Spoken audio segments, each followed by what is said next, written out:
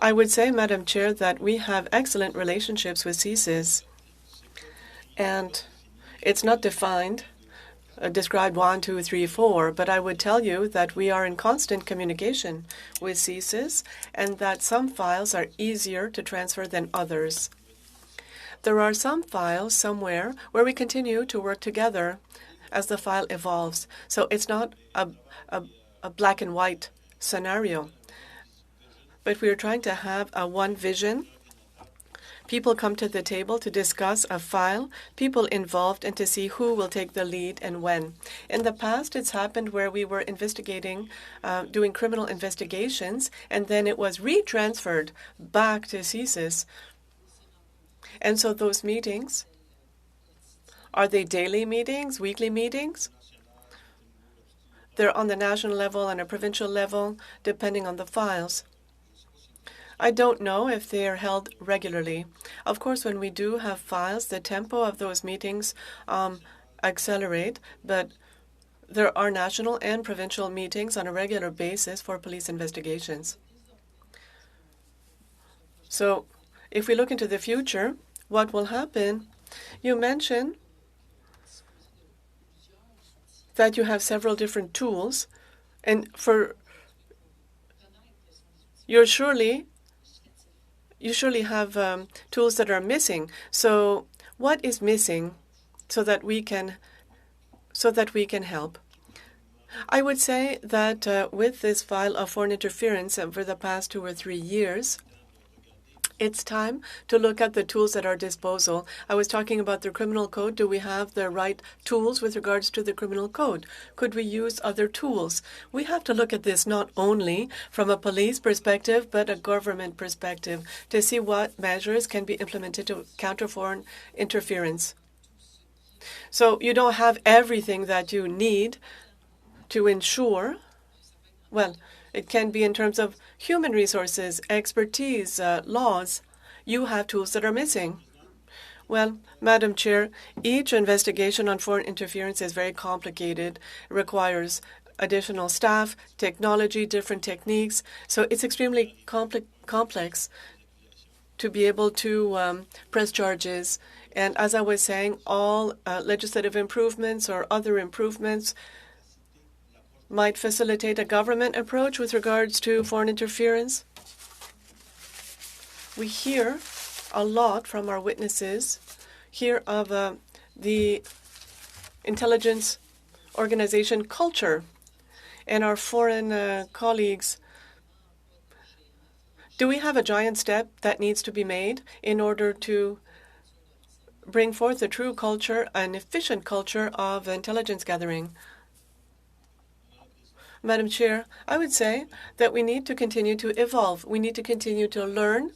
I mentioned that 3 or 4 weeks ago, I was in Italy and I was speaking with the Australian FBI and other, and the British, and we were talking about foreign interference. This was a subject of discussion that was very important, how to deal with it, measures being taken, different legislation. So I believe that collectively with our international partners, there's a lot to be learned. But I would say that people can learn from us as well. One last question, Madam Chair. I heard transparency because, like it or not, we want to ensure the protection of democracy. What do you think of transparency to have enough tools so that people have trust in the system? Madam Chair, when I spoke about transparency, it was in the sense of saying, let's provide enough information to the population to reassure them that excellent work is being done with regards to public safety. See, Mrs. Blaney. Well, thank you so much, Chair, and I thank our witnesses for being here today and for their testimony. My first question is just curiosity. We are talking about a matter of privilege where MPs are being targeted. And I'm just wondering, as the RCMP proceeds with their investigations about these allegations, how do you keep the members of Parliament updated? Madam Chair, before I ask Mark to just to continue to elaborate on, but we do work very closely with the Sergeant at Arms at the House of Commons. We do work closely with PCO, and we do work closely with the service to make sure that the information is provided. I can't speak on behalf of Sergeant at Arms how frequently he talks to the MPs, but I know from a ministerial approach, we have the liaison teams that reach out to them on a regular basis with regards to the security of a minister, and we also approach the topic of interference. But on a grander scale, I'll pass it over to my colleague. Thank you, Commissioner. So, Madam Chair, and thank you for the question.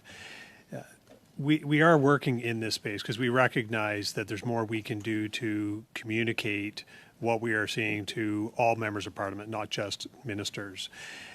You'll have recently seen some documentation around the threats. I know we've worked with Sergeant at Arms. I know the Sergeant at Arms provide briefings as well as tools to all members of Parliament when you become new members of Parliament. We meet regularly to discuss the challenges of what we're seeing and ensuring that our information is included in those briefing areas.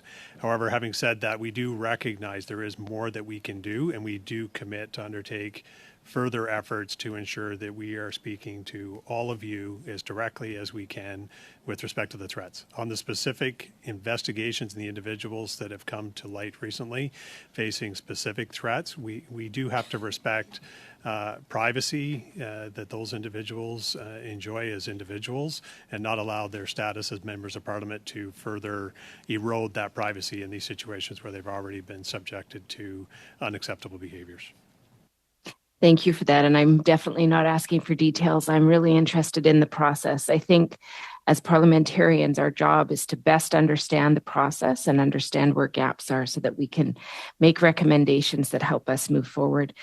And it's very clear that this reality, and you've mentioned it before through the chair, of course, in the testimony, that it is quickly changing and it's not something you were looking at the same way. And we know that it's evolving quickly.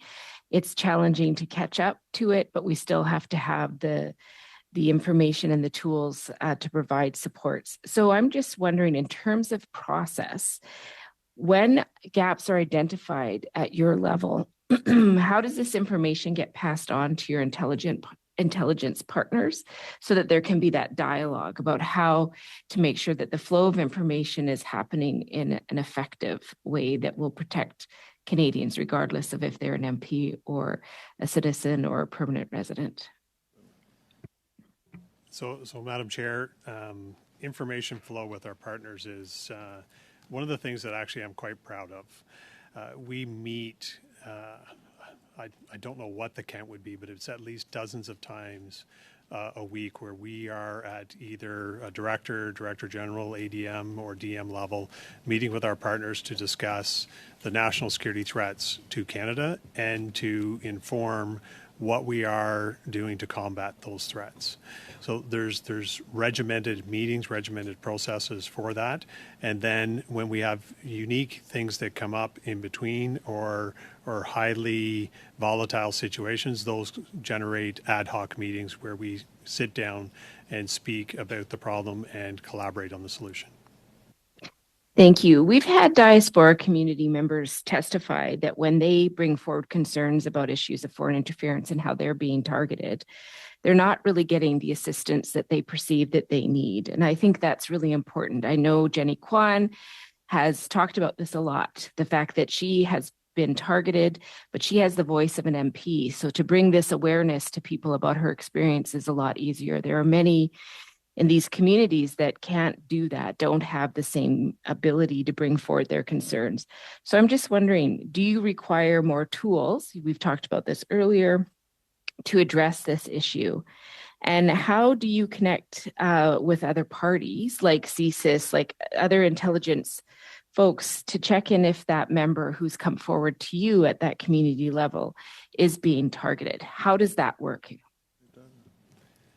So, Madam Chair, with respect to individuals, so we have many individuals that have come forward to us, and I'll say specifically since we were seen being publicly visible in responding to the threat at the police stations. part of our plan behind that public visibility in uniforms, in police cars, particularly in provinces where the RCMP is not seen in uniform, was to help build some of that trust and confidence with the community so that they would feel comfortable coming forward because, to be frank, they have not historically come forward to police to provide this information. And that's not a criticism, that's a criticism of ourselves because we did not create the environment that they felt safe in doing so. We have responded to many, we're investigating many of their complaints. We are challenged in some of it in that some of the threats that they are facing are external. And it is difficult for them to be seen publicly engaging with us when their family members are facing some of that external threat. Thank you. We will now enter into 5 minutes. Mr. Berthold, suivi par Madame Romanado. Monsieur Berthold. Merci, Madame la Présidente. Thank you, Madam Chair. Mr. Duhem, you said that the threat of foreign interference is coming from different countries, and I heard also in an interview that you gave to 60 Minutes in Australia, and you clearly indicated with your colleagues that China was the greatest threat that we are facing. Is this true in Canada as well? Yes. Yes, that's what I said, and it was based on our information. I said when I was in Australia that China represents the greatest threat for democracy in our country. And you're basing that on intelligence coming from the RCMP. I'm basing it on information that we have and other meetings that I participated in. So the greatest threat, the greatest criminal threat, there are different types of threats, and you are charged with applying laws.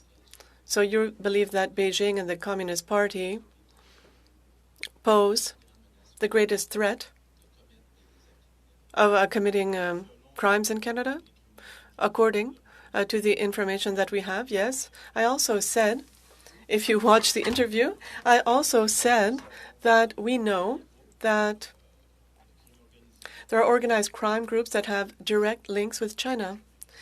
I said that as well, and this was based on what we see on the criminal side. Thank you. So we also have to concentrate our efforts as politicians on this threat as well. Yes, thank you.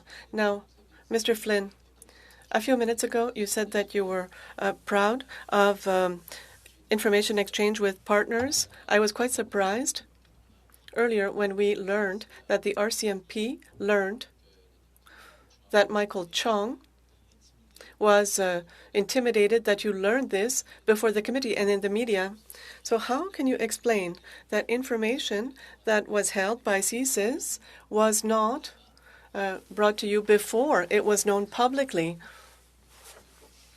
following a leak of this information? I wouldn't be proud of that. Madam Chair, I completely understand the question, and I hope you'll understand the complexity of the answer.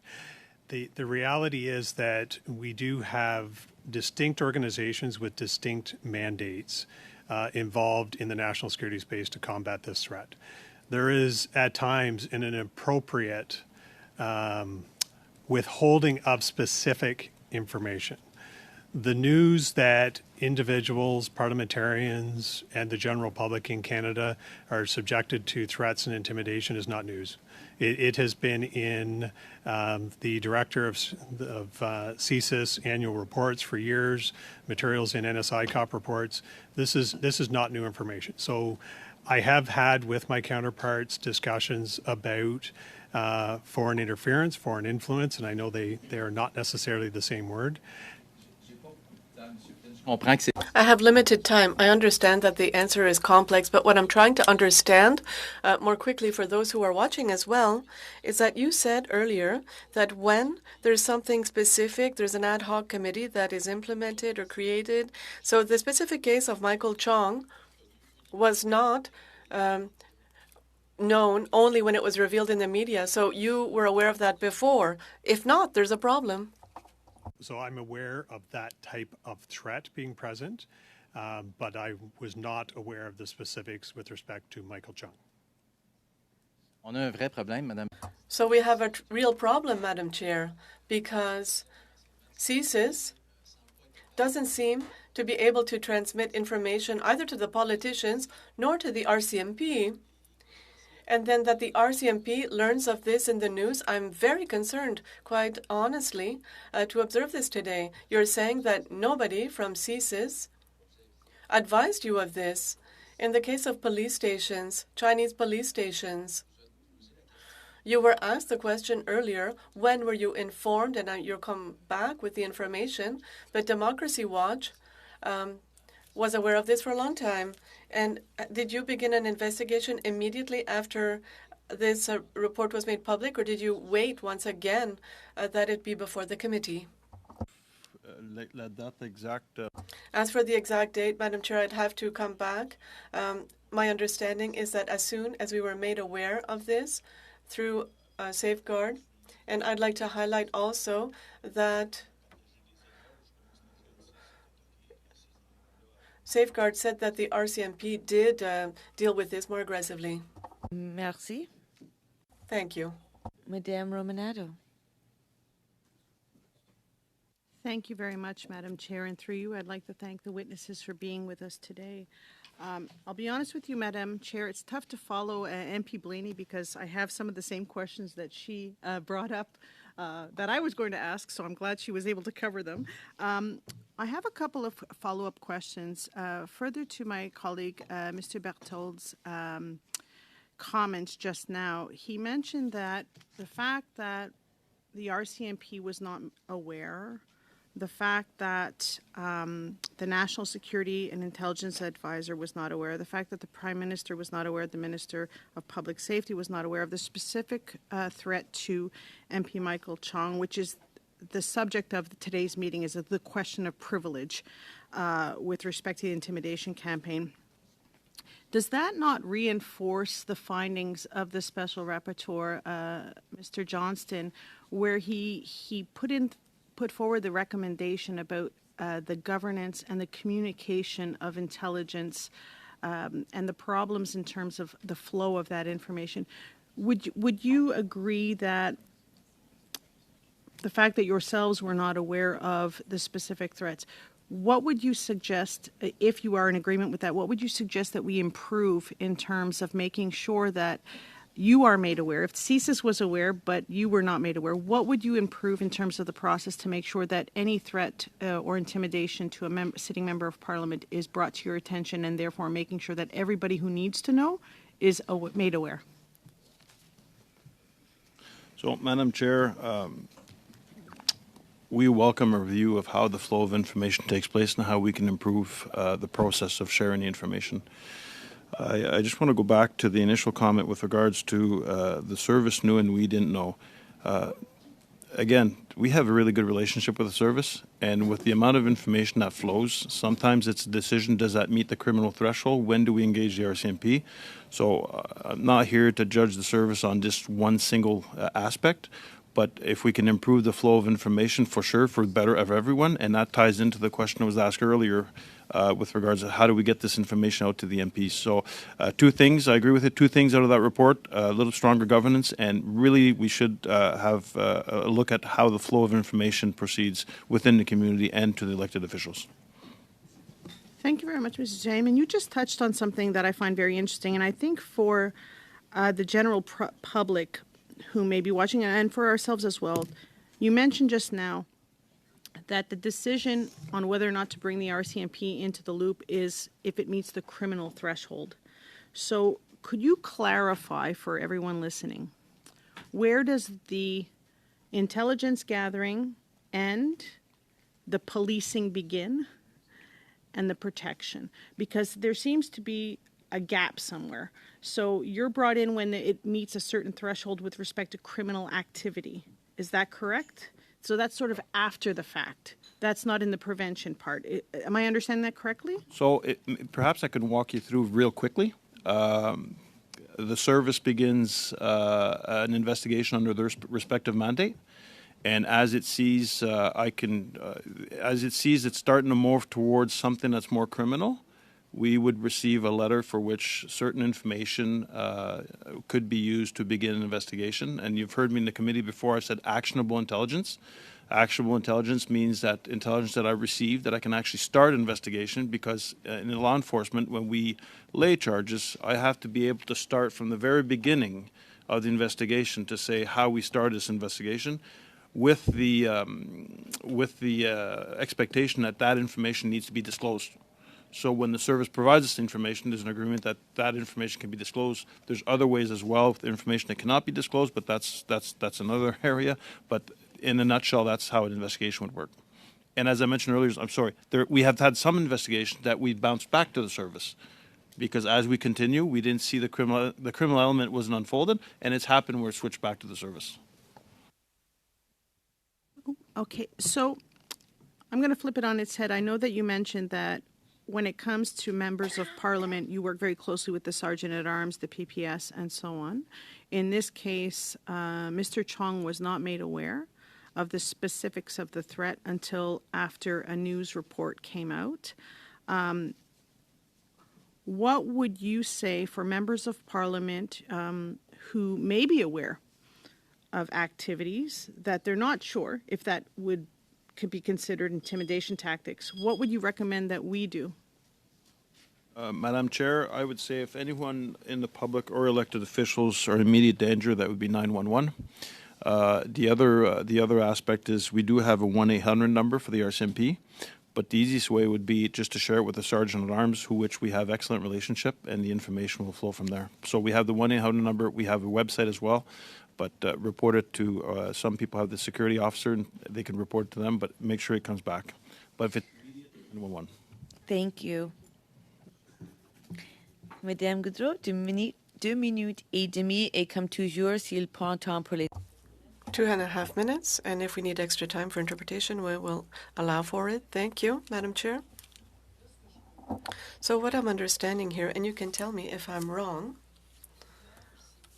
and right now there is a dependence of information that needs to be sent from CSIS, because you are doing an exceptional job with regards to the criminal side, but that right now, if I'm understanding correctly, everything that's happening internally and externally, that's what we're talking about here, foreign interference. There's no model, as you were saying earlier, that might look at what we are aware of with the FBI, the CIA, and what other countries do. Am I mistaken, or are you in a difficult position to, when it comes to warning people ahead of time if they are under threat? Am I mistaken, or is that missing in the equation? Madam Chair, I would say, as my colleague Mark was saying earlier, we have two distinct entities with different mandates.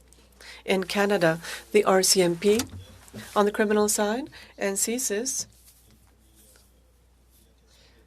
And the issue of depending on CSIS, I would say that some files are generated by the police, others, because of the different techniques or abilities, are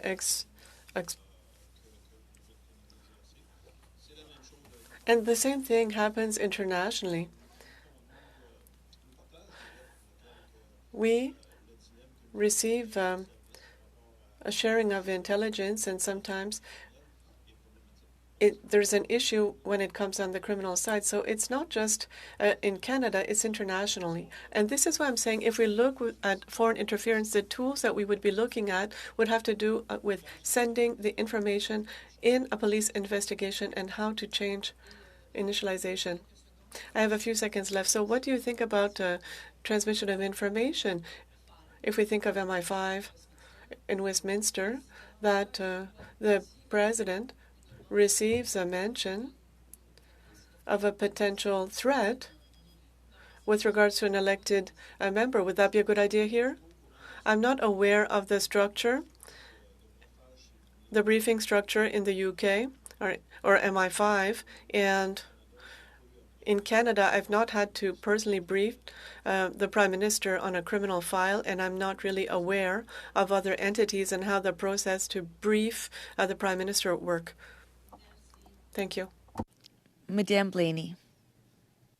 Well, thank you so much, Chair. My next question is returning back to the diaspora communities. We know that there's often a level of distrust, especially for newcomers that come to Canada who are coming from some of these target countries with the authoritarian governments. And so I'm just curious if there is strategies for rural and urban communities, because I think they both matter and they're both distinct and different, of how to do that outreach. And does the RCMP have enough resources to spend the time building these relationships? You talked about going forward in some of the work that you've done lately with the police stations and starting to build those relationships. But I'm wondering, is there actually the resources there to do that work? Thank you, Madam Chair, for the question. I'll hand it over to Mark Flynn just to add, but I am the opinion that we have to build and maintain relationships with these communities and make these people trust us to ensure that they can come forward, because this has been going on for quite some time. And just to come and open the door and come and see us, I can understand that this is challenging, but it's all about building this relationship. And I'll ask Mark to just elaborate on the work that we're doing right now within the RCMP with these communities. So I'll go rapid fire respect of your time. So obviously I've already covered that our very public visibility in the police stations was a key element of being seen to do something, being seen to care, and being seen as being effective. And I believe we achieved that initial objective. That isn't enough. So we are continuing to work with community associations. We are creating materials in multiple languages so those communities can engage in their natural language. We've also reached out to some members of Parliament who have come forward and offered their assistance. I don't think we should look to the police to be the sole communicators and the people that will solve this problem. It's going to require everyone to use all of our access, all of our effort. And when I look at members of Parliament who are in our communities every day, whether it be during campaign time or at your constituency offices, you have that access, you have that influence, you have that respect from the community. And we need to leverage that in engaging those communities and helping them understand how Canada is different. The authorities here are not the same authorities that are threatening or intimidating them from afar. Thank you. Thank you. We're going to just do a quick 3 minutes. Actually, I'm going to do 4 minutes and 4 minutes, and that'll bring close to the top of the hour. 4 minutes to Mr. Cooper. Thank you, Madam Chair. Mr. Flynn, you stated earlier that you were aware that of the threat generally as it pertained to Beijing, but not as it pertains specifically to MP Chong.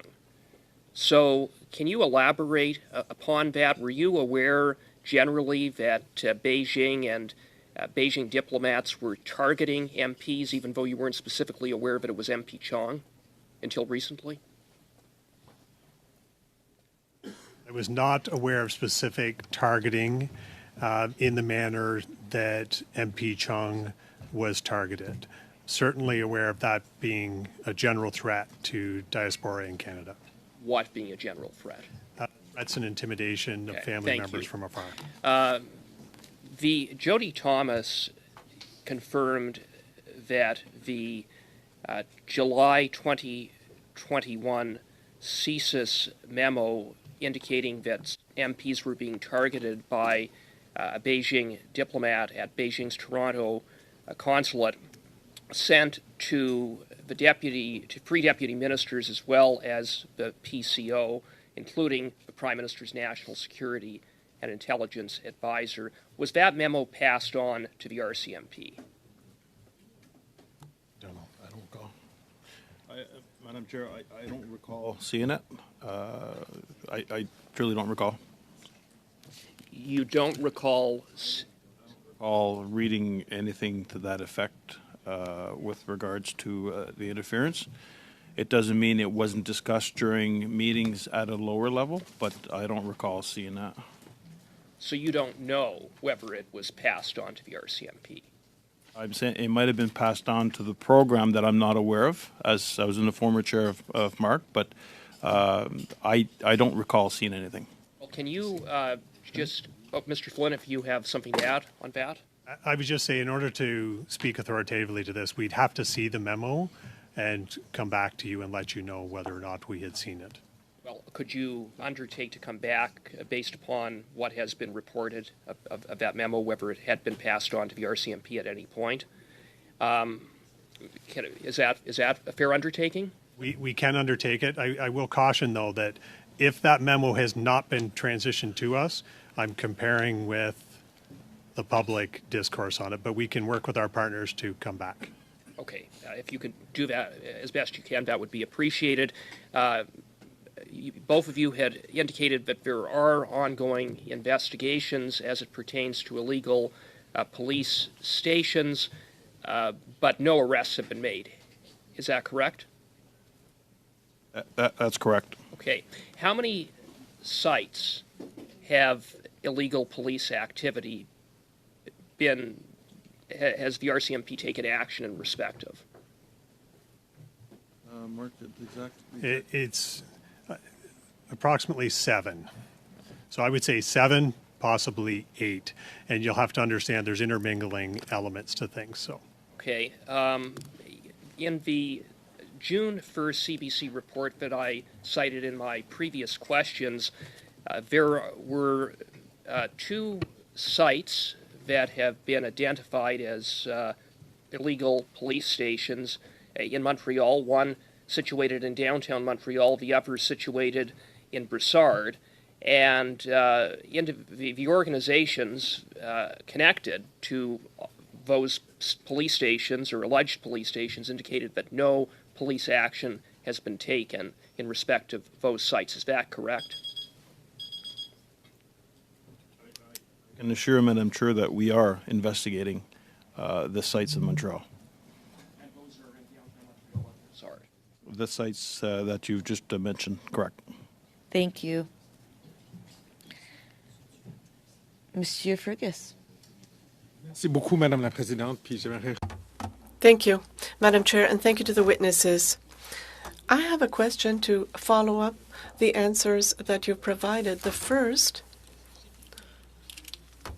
did I understand correctly that there are over 100 active investigations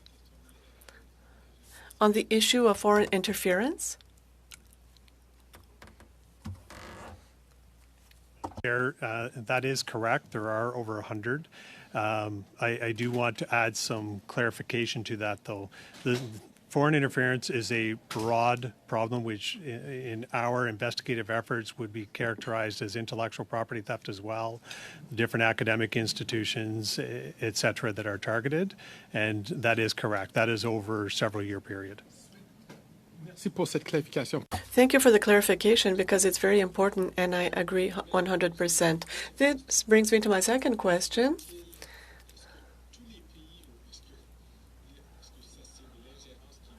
Is this interference coming from one source country or is it coming from several different countries, several different foreign actors?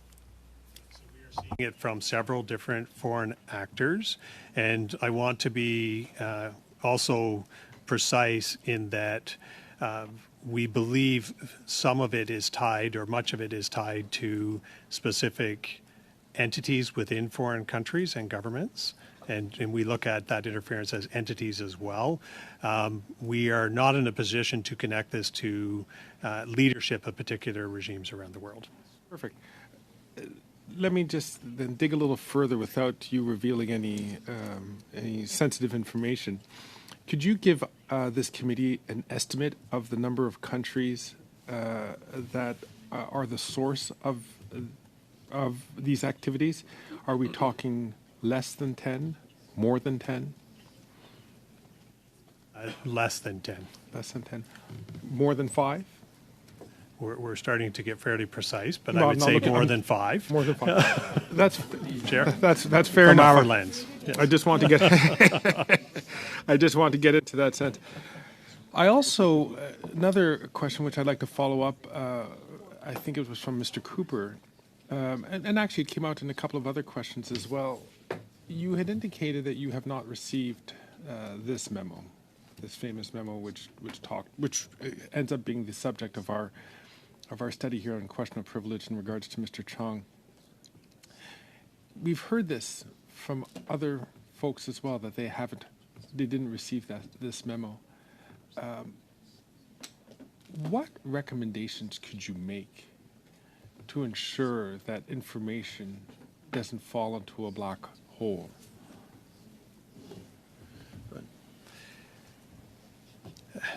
It's a tough question.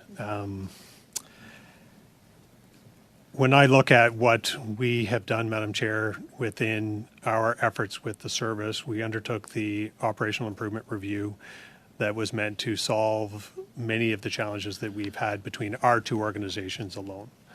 I think when we're looking at these types of problems, hindsight always brings 100% clarity. We need to, as a community, undertake internally to have discussions about what has occurred here and learn the lessons moving forward in what we can do. And still respect and not react to the situation and the pressure that's coming today. And I don't mean that with disrespect. We have to understand the importance of this. But we also have to look at Canada as a society and what we need to do to maintain public safety here and ensure we're respecting all sides of that equation. Thank you. With that, Commissioner, Deputy Commissioner, on behalf of PROC committee members, I really do want to thank you both for, I feel like, a very honest conversation. And I think the comments that you just ended with, Deputy, are quite accurate, that we don't want to just be reactionary. But there does come times where we need to be honest about where we as lawmakers can help our agencies and organizations do the work they need to do. Because no one of us is in this alone. And when it comes to our democratic institutions, every single one of us has a responsibility. And so I know that was a tough question posed by Mr. Fergus. But at any point, if there is an opportunity to provide some suggestions as to what can we do to actually allow you to do the work that we entrust in you and we need you to do, we would welcome that feedback. And I don't think that speaks to what you're not doing or what you haven't done. I think that speaks to us wanting to strengthen our institutions, all of us together. Because I think as Canadians, we have that responsibility. And I think our rights and freedoms come with responsibilities. So the insights you have, I know I will never have. I know many of us won't, but there are people who have served. So if something comes to mind, please talk to your teams and let us know. We are at a moment where I think most people are taking this very seriously, and we want to ensure that we're laying a stronger foundation for the future. And I want to thank you for your time and attention. I want to thank you for your service, and I wish you a really good rest of the day, and we look forward to seeing you again. Thank you. Keep well and safe. Meeting suspended, and we'll get ready for our next panel. As we continue meeting number 82 of the Standing Committee on Procedure and House Affairs, studying the question of privilege related to the member for Wellington, Halton Hills, and other members. Today we have with us, from the Department of Foreign Affairs, Trade and Development, Deputy Minister of Foreign Affairs, David Morrison. Deputy, welcome to committee. We appreciate your response and finding a time for us. We do have a little bit of extra time together today, so we appreciate your generosity in satisfying the wishes of committee. You will have up to 10 minutes for your opening comments, and then we will proceed with questions. Welcome to Procedure and House Affairs. Merci, Madame la Présidente, et bonjour.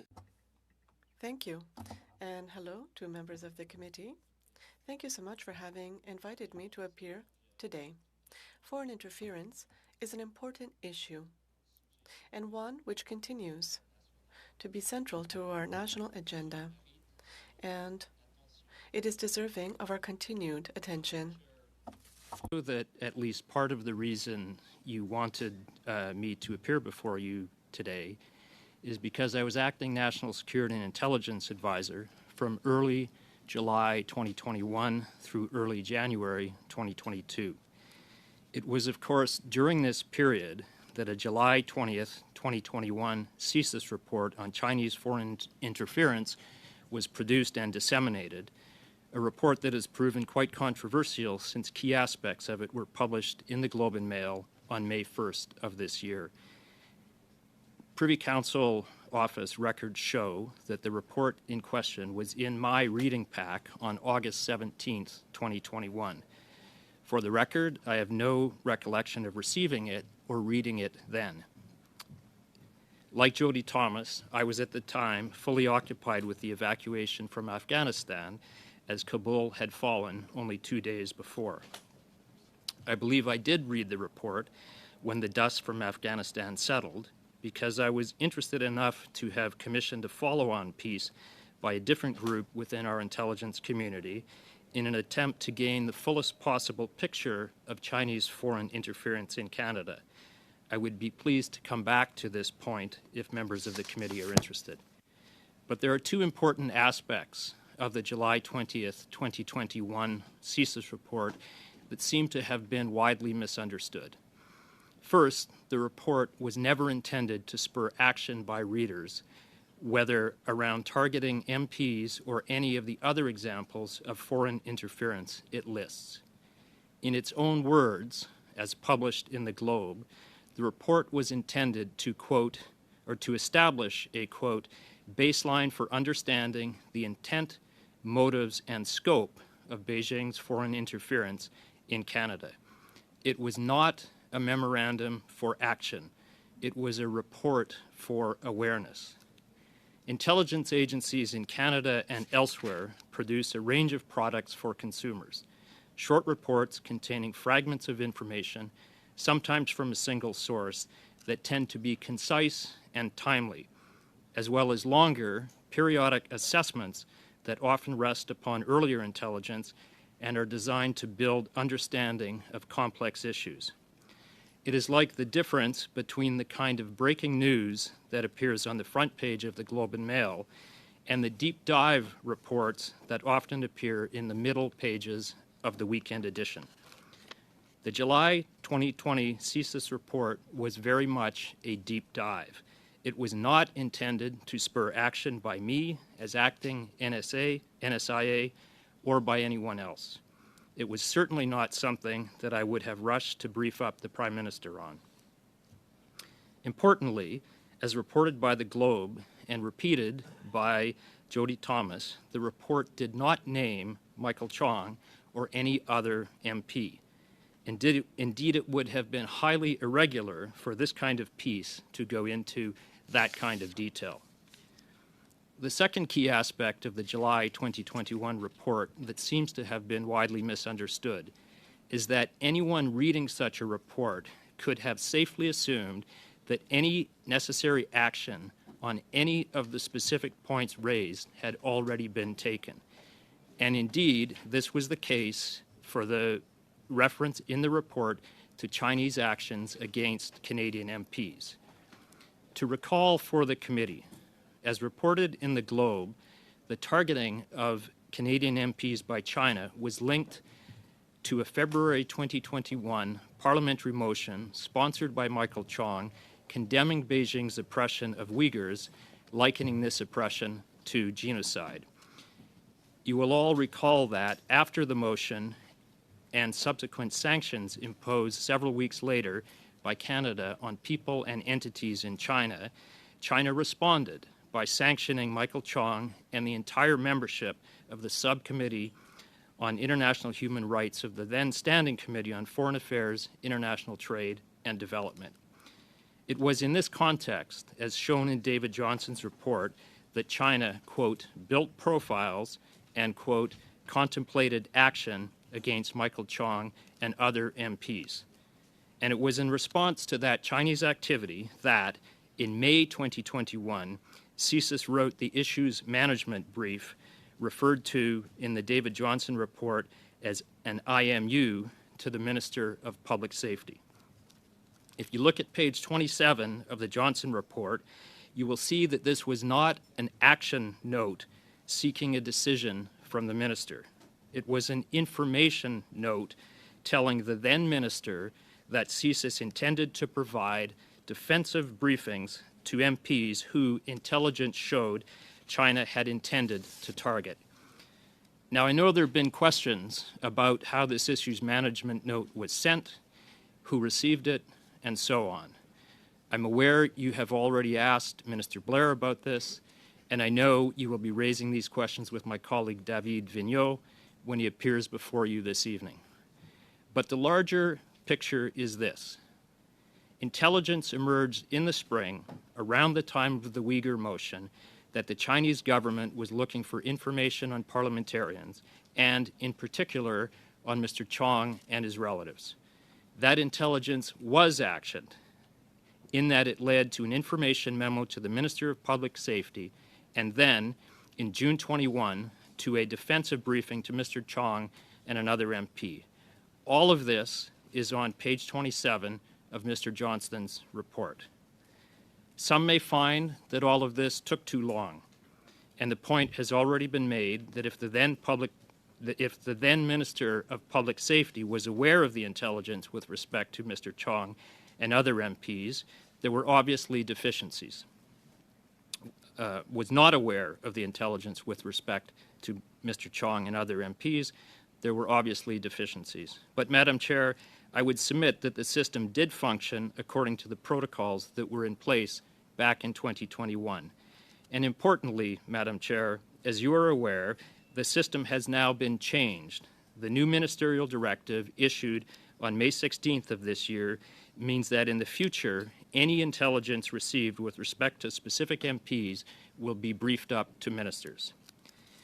Getting back to where I started, Madam Chair, all of this is to say that in my view, the focus on the 2021 CSIS report, who was the NSIA at the time, who else read it, whether it went into a black hole, has been misplaced.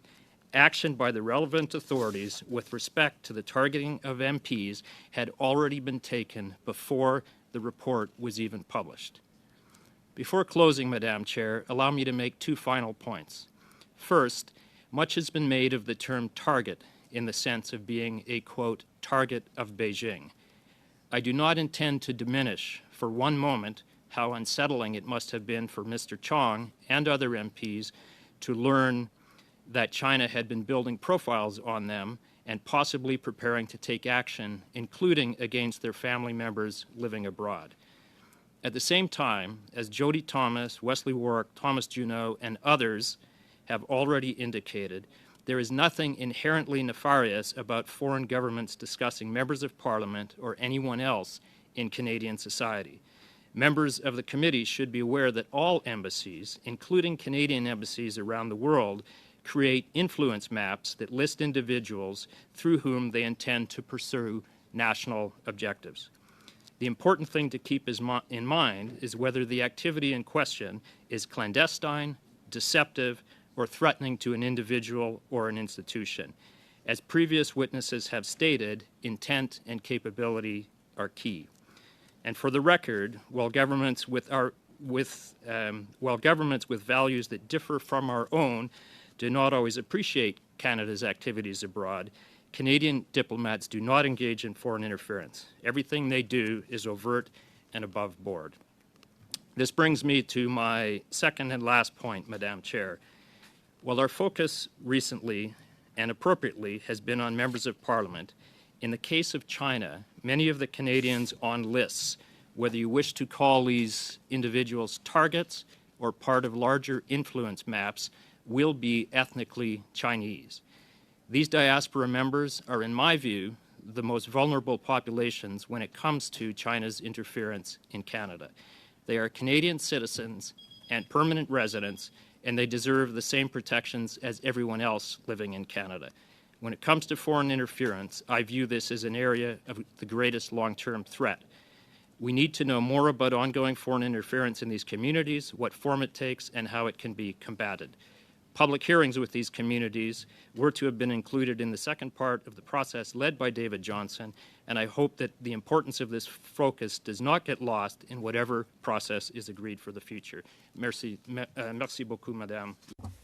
Thank you, Madam Chair. Thank you. Deputy Morrison. We will enter into 6-minute rounds, starting with Mr. Cooper, suivi par Monsieur Fergus, puis Madame Gaudreau, and then Mrs. Blaney. I will remind all members that we had a really good first session, and I would like to maintain that.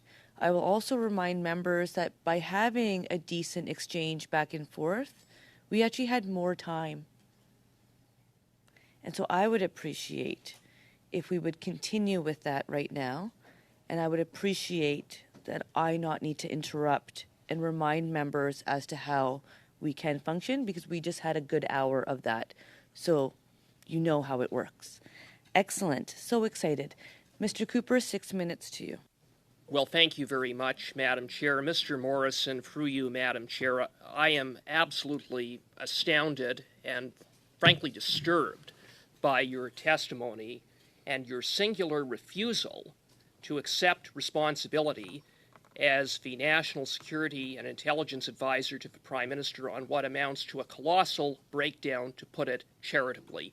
You cited page 27 of Mr. Johnson's report, in which an IMU noting that MP Chong had been targeted by Beijing, having been sent to the Minister of Public Safety, except for the fact that the Minister of Public Safety didn't receive that IMU, nor did his Deputy Minister, nor did his Chief of Staff. And in fact, Mr. Johnson, at page 28 of his report, which I hope you've bothered to read, characterized it as the most prominent example of poor information flow. You said in your testimony that the system functioned properly. How can you say that in the face of that? Madam Chair, thank you for the question. I did have some caveats to how I described how the system functioned. I also pointed out that it was an information memo, not an action memo, and that with 2020 hindsight, I think folks probably wish that it had reached the relevant minister. The larger point that I was making is that something disturbing came to light, and the relevant authorities in our system took action as they deemed best. That isn't so. In fact, the IMU went into a black hole, and it appears that the July 2021 CSIS memo went into a black hole as well. You claimed, again, that the system functioned well. If that is the case, then why was MP Michael Chong not informed that his family was being targeted by Beijing? Madam Chair, I would suggest that question be put to the Director of CSIS, who will be here For that, tonight. You said, Mr. Okay. Chair, I believe that the CSIS Act required the Director of CSIS only to respond with unclassified information. The notion that you would characterize this as not as merely information, background information, is really, again, astounding. I mean, we're talking about a memo that specifically indicates that a member of Parliament and his family are being targeted by Beijing, and you felt, and I think you're the first witness to come before this committee who has said essentially that in the face of that information, that alarming information, that wouldn't be information that would be acted upon. I find that just astonishing, Mr. Morrison. The member is confusing two different pieces of paper. The IMU note that arrived or that was issued in May was acted upon. I characterized as for information and awareness raising the July 2021 memo, which was published afterward. The July 2021 memo spoke about Parliament being targeted by Beijing because of his support for a motion declaring that the treatment by Beijing of the Uyghurs is tantamount to a genocide. And it further stated that Beijing's intelligence service, the Ministry of State Ministry of State Security has, quote, taken specific actions to target Canadian MPs. And you think that that's information that should be just passed along in your reading materials and that you wouldn't bother upon that coming across your desk to see that the Member of Parliament has been informed, to see that the Minister is aware, to see that that had been brought up to the Prime Minister? Really? Madam Chair, if we go back to my introductory statement, I think it's important to note that I tried to suggest that long intelligence assessments, and according to the Globe and Mail, this assessment was 9 pages long and mentioned a great number of areas in which China may be trying to interfere in Canada's democracy. I made a second, and Jody Thomas characterized such assessments as, I forget her exact term, but nice to read, not necessary to read instantly or something like that. The larger point is such an assessment is designed to raise awareness within the community. I was also clear in making a second point that readers of such assessments, which do not include names and which did not include Michael Chong's name, can safely assume that if it shows up in a periodic assessment, the relevant actions have been taken. I made the distinction between something that appears on the front page as a breaking news story and something that appears in a deep dive. The July 2021 assessment report was a deep dive, and I stand by my comment that it was not intended to, in its own preface, spur any action, and that is made clear by the Globe and Mail reporting on it. Excellent. Thank you. Mr. Fergus. Merci beaucoup. Thank you very much. And I would like to once again thank Mr. Morrison once again for his testimony today. You gave some, I think, very important and contextual statement today. I'd like to just dig a little bit further on with regard to that. You had mentioned that this report was never intended to require action.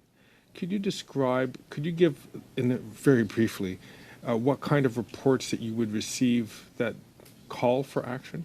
Do you receive those kind of reports when you served as the acting National Security and Intelligence Advisor? I recall in my time as acting National Security Advisor, and to be clear, I was asked to do it around the 1st of July for 6 weeks, and I ended up doing it for 6 months in addition to my day job. I recall during that time one piece of intelligence that had to do with Afghanistan that required urgent action. I do not recall any other intel that caused me to rush to my bosses and say, we need to do something about this. So, again, just to provide us with context, at the time, and I'm just trying to understand how the process works, you, in the role that you occupied, there are some memos which you would get which would require you to read for information only, pretty much, and then are there other ones which are designed for action, or we need your input? So CSIS has something called an issues management brief, or I don't know why the acronym is IMU, but it's been described as an issues management note. I may have seen those in my I've had a number of different jobs, and I may have seen such things in my reading packs over the years. None of them, to the best of my knowledge, has ever been directed to me. That's not the nature of the role of the National Security and Intelligence Advisor, and certainly not the other roles that I have occupied over the past number of years. I'm assuming that if CSIS has such a thing as an IMU for information, they might have an IMU for action, but that would be a question best placed or best put to CSIS representatives. Let me dig a little further here. For IMUs, without you revealing material that I'm not supposed to receive, and that wouldn't make sense for it to be publicly, I would just like to have an understanding of when it listed this particular memo, did it list the nature of the interest of Beijing towards a Canadian member of Parliament? Did they talk about what particular threats? In the IMU memo? In the IMU note? I wouldn't have seen that because I was at the time the Foreign and Defense Policy Advisor. I was not yet acting National Security Advisor because the time frame is May and I took over in July. In July. I think you should, so I don't know, I now know what it says. I can't go into that. I don't know to whom it was distributed. The David Johnson report has a list of people that it was intended to reach, and as we know, it does not seem to have reached all of those people. Again, the important point is, though, that it was for information that CSIS was already intending to take these actions. Okay, so this was just keeping you abreast of action. Okay. The Minister of Public Safety and up the chain at Public Safety abreast of action that CSIS was intending to take. Okay, so and again, you had indicated that when you came into function in July, you don't recall seeing the note right away, but it's clear that at a number of weeks later, you must have gone through that note because there were actions that you had asked for a certain amount of follow-up on this. Again, was that born of your experience, or was that, and so your experience or intuition would say, I want to see more on that, or was it in the note itself that requested some information or action to be taken? So there was nothing in the note that spurred me to take action. I was National Security Advisor at that point for an indeterminate amount of time. I didn't know how long. It would seem to be a week-to-week or month-to-month thing. I was interested enough in the subject matter of the July 2021 memo to have wanted to know more about the overall area of Chinese foreign interference and to have commissioned a group within PCO to provide additional information. Thank you. Et comme toujours, and as always, with people who speak in French, you can answer in the language of your choice. And if it takes a little bit extra time for the interpretation, this will not be time taken from Mrs. Gaudreau or any other MPs. Mrs. Gaudreau. Thank you, Madam Chair. I'm going to begin to thank you. But here we are, and I feel like I'm in the middle of the 12 travaux d'Astérix in the sense that when we will have had all the pieces of the puzzle because we speak to this person, that person, we come back. And so what we seem to observe is that what we're doing here is essential. We are parliamentarians. We are not experts, but we are before the public. And the public right now is understanding that we're doing our spring cleaning, something that might have should have been done 20 years ago. I have so many questions, but it's important for me to express this because I'm really not reassured. Not because of people's level of expertise, but because of the communication voids. Otherwise, the alarm bell would have sounded. Names would have come out. Individuals would have been aware. If a potential prime minister was not even aware of what was happening, well, I mean, that's quite something. And now what we see is that there are huge gaps. And so today we're trying to be constructive because I understand, Madam Chair, that our witness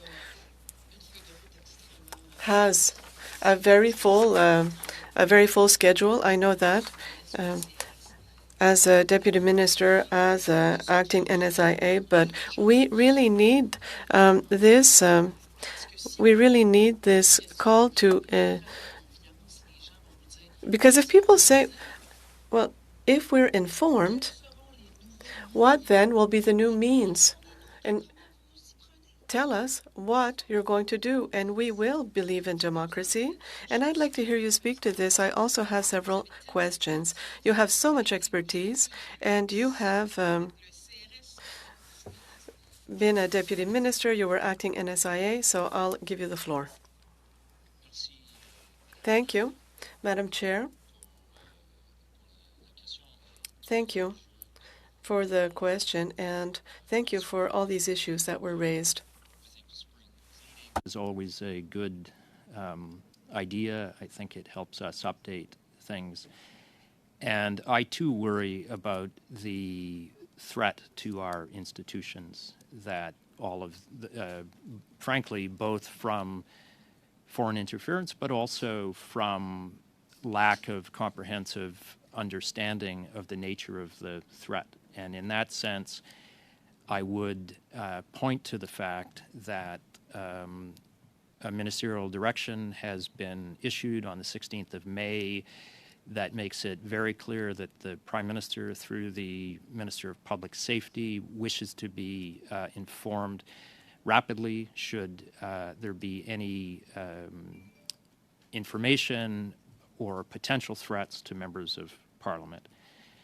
On top of that, as has been stated by other witnesses before your committee, the government is, I believe, considering legislative changes to some of the key legal frameworks that govern this space. There's a project afoot, I think it's well known, to create agent registry. There's potential changes to other laws as well, and I think you can look forward, and indeed Canadians can look forward to an updating of the cadre, the frameworks that govern this area.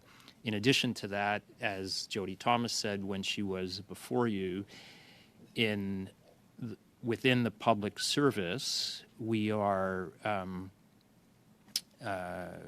creating or tweaking some governance mechanisms and some information sharing mechanisms to try to ensure that we can do the very best we can in terms of providing relevant information to the government. The final point that I would make, and I'm happy to expand on it later, I do have a sort of varied background, as you indicated, or as the member indicated. I'm not a career public servant. I've seen how other organizations work outside of Canada. What I would say is that I think we have a national security setup that was optimized for terrorism. We had this period in Canada between 1989 and, say, the Russian invasion of Ukraine in 2022, where after 9/11, the primary threat was deemed to come from terrorists. I'm not certain that's any longer the case. We have geopolitical tensions, we have foreign interference, we have what the Indo-Pacific strategy calls, I might not get the wording right, an increasingly assertive China. So the world has changed, and our setup needs to be able to adapt to that. Donc, c'est vraiment ce que je constate. So this is what I'm observing. We absolutely need to speed up, and I'm saying this before people, is that transparency is important and the correct choices need to be made. So together, we will be able to avail ourselves of processes and means to reassure the citizens. Right now, we are observing all kinds of things, but then we have to shed light on things and combine all the information. I'll continue in my questions later. Thank you. Merci, Madame Gaudreau, et merci d'avoir donné le temps. Thank you, and thank you for giving the Deputy Minister sufficient time to answer. This provides us with the information that we need, so I appreciate that very much. Thank you. Blaney, up to 6 minutes for you. Well, thank you so much, Chair, and thank you to Mr. Morrison for being here today to testify. So the first question I'm going to ask is just a clarifying one. I think what I heard you say was that you were the temporary NSIA for what you thought was going to be 6 weeks and it became 6 months, and that during that time, you kept your other jobs. So in fact, it sounds like you were doing 2 full-time jobs at one time. Is that correct? Yes. Thank you. Okay, well, that is interesting in itself. Those are 2 very important jobs. It's too bad somebody didn't see that maybe that was too much for one human being. Okay, so the other question that I have is during this time when you were acting NSIA, you said that the report came to you and it was not intended to cause action. It was just for awareness, and that the report did not name any MPs. So I'm just wondering, in the pathway of this information, who would ask for the names of MPs? Because it seems to me there's something there and nobody knew what it was for an extended amount of time. So I'm just wondering, who would ask? The second, merci, Madame la Présidente, for the that I tried to say. In addition to it was not a report that was intended to spur action, is that when someone like me reads that report, we have awareness that it is based on underlying intel. There are other reports that have been sifted and analyzed that build up to this assessment. I actually have a fairly high degree of confidence in our security agencies that if there is something that needs, if there's an action that needs to be taken because of a development, something that shows up in intel, they will take that action. Jody Thomas was very clear that in the intel when it first surfaced with respect to the MPs in February and March of 2021, there was no physical threat. There was some alarming information. It's up to others in the system to determine how loud that alarm is ringing and what actions are required to be taken. But in answer to your question, Madam Chair, when someone like me reads it, we can be quite certain that others already know the information and have taken action on it, or it wouldn't be buried in an assessment report. Okay, well, thank you for that. And I mean, we can argue about whether the action was appropriate from our opinions, but it is alarming to me that we have multiple MPs that were targeted and they just didn't know. And that's concerning. So you did say that Mr. Chong was provided a defensive briefing. But I want to be really clear. According to the testimony that we've heard, he was provided the defensive briefing, but he had no idea that his family and himself were specifically being targeted. So I'm just wondering, when you look at that, how does that make sense? If I don't know that I am being targeted as a human being and I'm provided information, that information is helpful. Mr. Chong said it was helpful. But it doesn't allow me to assess the issue in a meaningful way. And that's what I'm really concerned about. Because I at the end of the day, to me, this is not partisan. This is a broken system. I don't think everything's broken, but there's a part of it that's broken that we need to fix so that parliamentarians feel that they have faith in the system and that Canadians have faith in the system.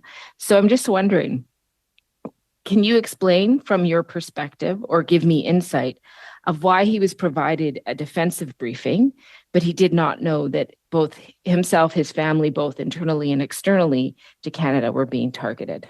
Thank you for the question, Madam Chair. It's a question that would be better posed to the head of CSIS, who I know is appearing before you later tonight. I think at least part of his answer will be that he was guided by the CSIS Act as it is in place and is interpreted, and was somewhat constrained in the information he felt able to provide to Mr. Chong. I think other witnesses have shown clearly, and 2020 hindsight has shown very clearly that that's not acceptable. It wasn't sufficient, which is why there is, as of the 16th of May of this year, there is a new regime in place that would allow anyone involved in briefing MPs to go further than has been the case up till now.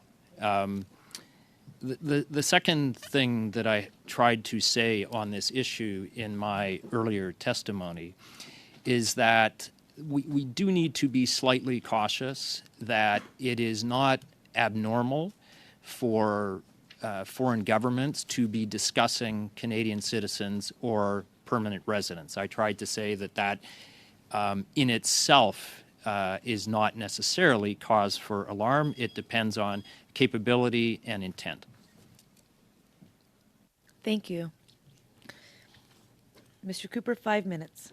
Thank you very much, Madam Chair. Mr. Morrison, you say it's not abnormal for foreign states to be commenting on Canadian citizens. Well, in this particular case, we have evidence in a memo of a diplomat threatening a sitting member of Parliament because of him doing his job, of speaking on behalf of his constituents, and threatening to sanction his family. So for you to suggest or dismiss it as just a foreign state talking about someone in some way that shouldn't have raised alarm bells is completely unacceptable and really undermines your credibility.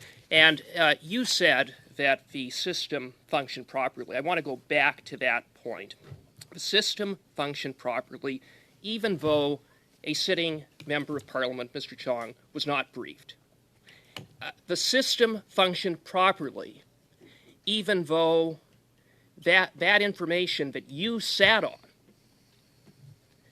resulted in a Beijing diplomat to be able to stay in Canada for 2 more years to harass and intimidate Chinese Canadians. But you say, sir, through you, Madam Chair, that is a case of the system working properly. And, Mr. Morrison, through you, Madam Chair, because you sat on that memo, that was a memo containing information that resulted in the expulsion of a diplomat, Mr. Zhao Wei. So do you support the decision to expel Mr. Zhao Wei? Madam Chair, thanks for the question. Just to be clear, I never said the system functioned properly. That's what you did. I said the system functioned. I read my remarks. I've just gone back and reread them, so maybe the transcript will show.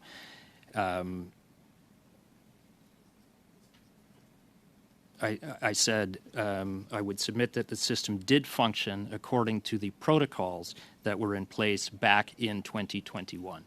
That's what I believe. That's what I believe. I asked you a question, Mr. Morrison. Do you support the expulsion of Mr. Zhao Wei, which is based on information that you sat on for and allowed him to stay here for 2 years? Yes or no? I was the person directly involved in the expulsion of Zhao Wei. So yes, I definitely support that expulsion. I would say, though, that there are, I can't go into all of the details, but there is information that has circulated in the media and elsewhere about Mr. Zhao Wei that is not accurate. I would say, though, that he did engage in activities... Mr. Morrison, you answered my question. Now, you poo-poo and downplay the significance of the information that was before your desk as the Prime Minister's National Security and Intelligence Advisor on the basis that it was buried in a memo, and therefore somehow that shouldn't have captured your attention. We're talking about a 9-page memo. It's hardly a book, Mr. Morrison, and you're the National Security Advisor to the Prime Minister. Do you not take responsibility? Madam Chair, I think I've asked, the question's been asked. I think I've tried to answer it a number of times. I can try again to say, number one, the memo did not name Michael Chong. It was a memo designed to raise awareness. A sitting member of Parliament. Pause. It named a Pause. member of... Mr. Cooper?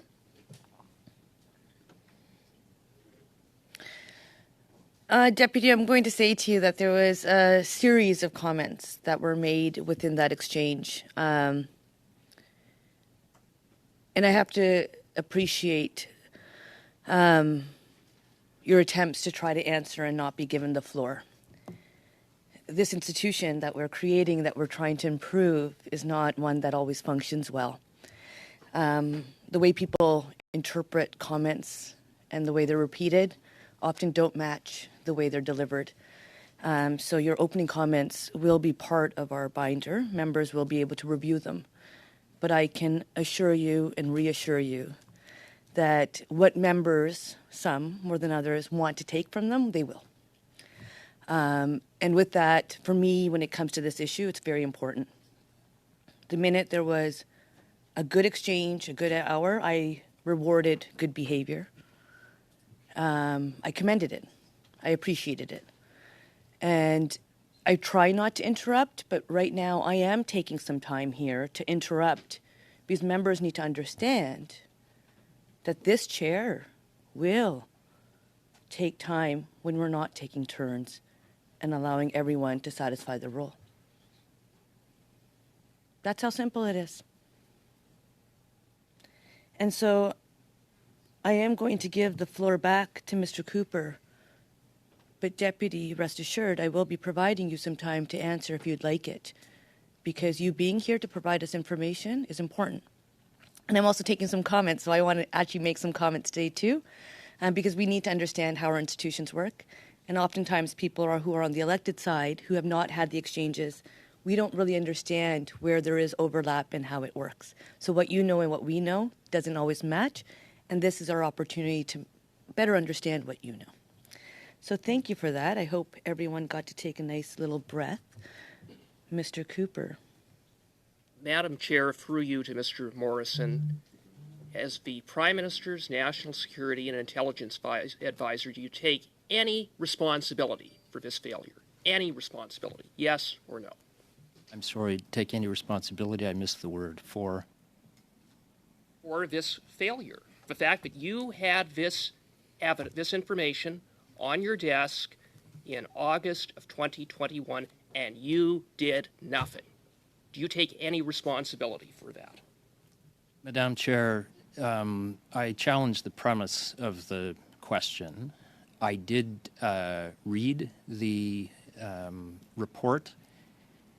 I'm sure that in the course of my role as acting NSIA and as Foreign and Defense Policy Advisor, it informed how I advised the Prime Minister. And I did commission a follow-on piece into the subject area. Thank you. Well, thank you very much, Madam Chair. Let me just say in conclusion that it seems that people fail upward in this government as long as they remain loyal to the Prime Minister. Isn't that right, Mr. Morrison? With that, we are at time. So, Mr. Cooper, I do not anticipate hearing your voice until it's your turn again or whoever's. Mr. Deputy Morrison, the floor is yours. I have nothing to say to the fail upward comment. Appreciated. With that, we will go to Mrs. Romanato for 5 minutes. Thank you very much, Madam Chair, and through you, I'd like to thank Mr. Morrison for being with us today. I'm trying to determine the question of privilege of Mr. Chong, and so I'm going to just clarify a couple of dates. If after I do so, if you could make sure that I have the right information. So we understand that February 18th, 2021, Mr. Chong introduced the Opposition Day motion. February 22nd, 2021, there was a vote. Subsequent to that vote, you mentioned that influence maps were created on the members of the Subcommittee on Human Rights, which would have included Mr. Chong, that no physical or imminent threat were in that. I understand that the issues management note of May 2021, but I don't have the exact date, was prepared, and that no specific threats were made and or no MPs were named specifically. But subsequent to that, Mr. Chong received the first defensive briefing on June 24th, 2021. Again, a defensive briefing that did not include specific threats. July 20th, 2021, there was an assessment and deep dive done, this famous memo that did not require action and did not actually name any MPs. It appeared in your reading package of August, and if you could clarify the exact date, which then, in that, of course, did not again include names of MPs, and you had follow-up action identified. Mr. Chong has testified that he initiated meetings with CSIS on August 5th, 2021, February 25th, 2022, July 18th, 2022. I'm trying to get a better understanding of when did the specific threat to MP Chong get to MP Chong? Because I'm trying to understand when was he made aware of the specific threat. I understand he mentioned that he learned about it through the media, I think on May 1st, 2023. But we're trying to determine the point of privilege. So could you clarify the date of the May 2021 issues management note, the reading package date, and which date Mr. Chong was made aware of a specific threat to him that would have constituted an intimidation tactic? Madam Chair, thank you for the question. I believe the issues management note is dated the 30th or the 31st of May, 2021. The date that I gave as the Privy Council office reconstructing when it arrived to me, it's been in the press that I was on some medical leave earlier in the month, but it arrived in my reading pack on the 17th of August. Exactly when the more fulsome brief was given to Mr. Chong, I don't know. That's a question to put to CSIS. I'll just make one. So your timeline is largely accurate. I don't want to have confused things with the use of the term influence map. My point was simply that diplomats around the world keep lists of people in order to do their jobs. So that I don't want to cut you off, Mr. Morrison, because I'm aware of, we ourselves, when we meet with people, we prepare backgrounders on them. Obviously, anyone who comes to see a member of parliament, when there's a new election, anybody who's a lobbyist will do profiles on each of us, and I think that's normal. It's not illegal to do, right? They look at our bios, they try to make connections, and so on and so forth. What I'm trying to get at here is that when Michael Chong received a briefing in June 24th, 2021, it would have prompted him, because 3 subsequent meetings at his request happened, and I'll speak to Mr. Vigneault this evening about this.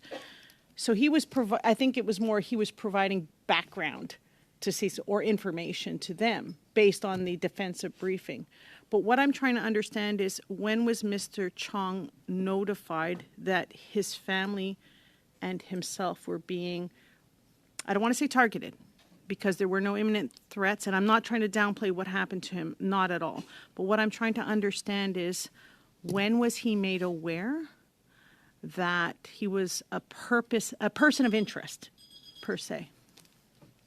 again, I think you should ask CSIS. My understanding is that was quite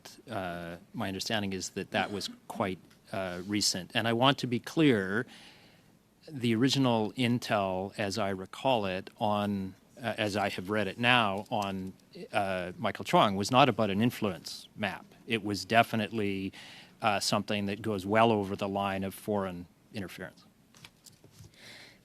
Thank you.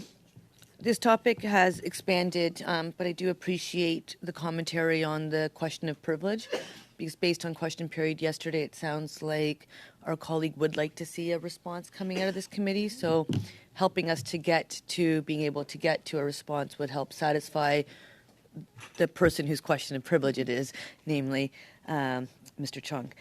Madame Gaudreau, je vais vous donner 3. Mrs. Gaudreau, 3 minutes. Thank you very much, Madam Chair. Did I understand this correctly?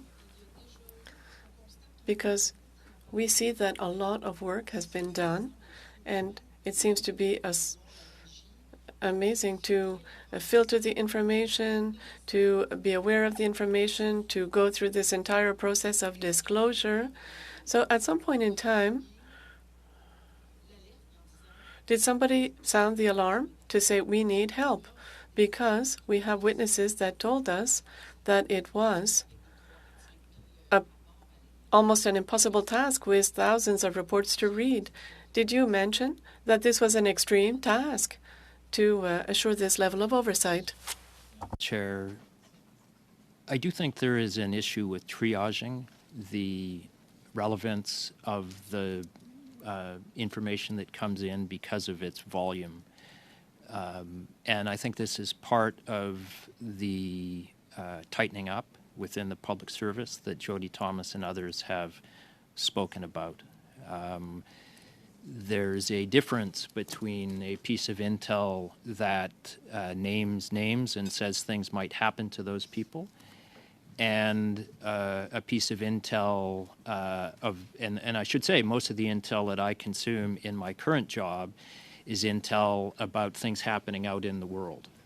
So there's a nice to know, need to know trade-off that isn't always apparent when the packs arrive, and that's something that we are tightening up on. Excellent. Excellent. I'm not a specialist, even though this is my second mandate, but I would like to know who nominates the head? Who nominates? I'm trying to understand. Who is the employer? Of whom? The ministers? Of Mrs. Katie Telford, the Chief of Staff. Oh, the Chief of Staff of the Prime Minister. The Prime Minister? Yes. So Jody Thomas, as an advisor, specifically, who hires Jody Thomas? Who hires? Who nominates this person? It's the clerk of the Privy Council. I believe it's with the agreement of the Prime Minister, because these are important people within the Canadian Public Service, and given that this is the person in charge of coordinating responses and information on national security. So we'll continue on later. Thank you. Merci, Madame Gaudreau. Mrs. Blaney. Thank you so much, Chair. So I'm going to follow up. I think that you clarified what you said, which was basically the function of the protocols that were in place in 2021 were followed. And that, to me, that really lets us know that there was a problem with the protocols, which is, an opinion that I can have. But I felt that that was a clear statement that you made. Now, Ms. Thomas has talked to us about looking at that system and changing it fundamentally, and feels that it will help assist moving forward. And I'm just wondering, at any point, I guess it's two things. One is when you were reviewing your position after you left, is there any process where you pass on information to the new person? Was this something that you denoted as being a concern, those processes in terms of sharing information? And the second part is hopefully you have heard some of Ms. Thomas's testimony, and she talked about revamping the system. Do you feel that that is a good move, and does that make sense having your experience in that role? Thank you for the question, Madam Chair. I don't recall exactly what I told Jody Thomas when I passed the baton to her in early 2022.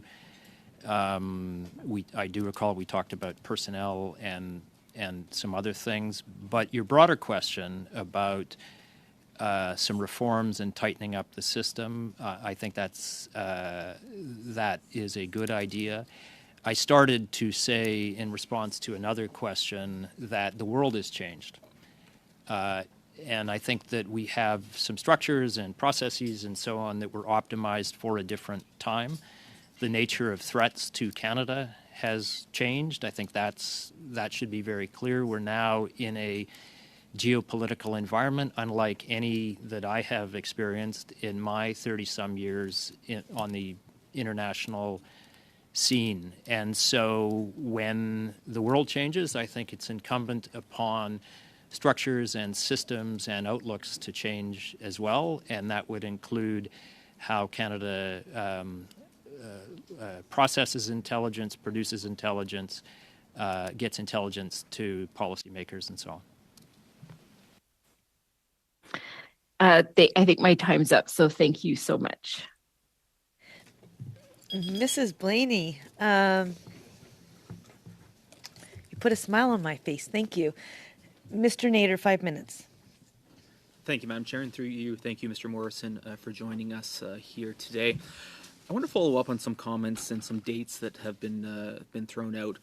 I want to confirm that you received the 9-page memo in your reading package on August 17th, 2021, and that reading package was prepared for you by a PCO official. Is that correct?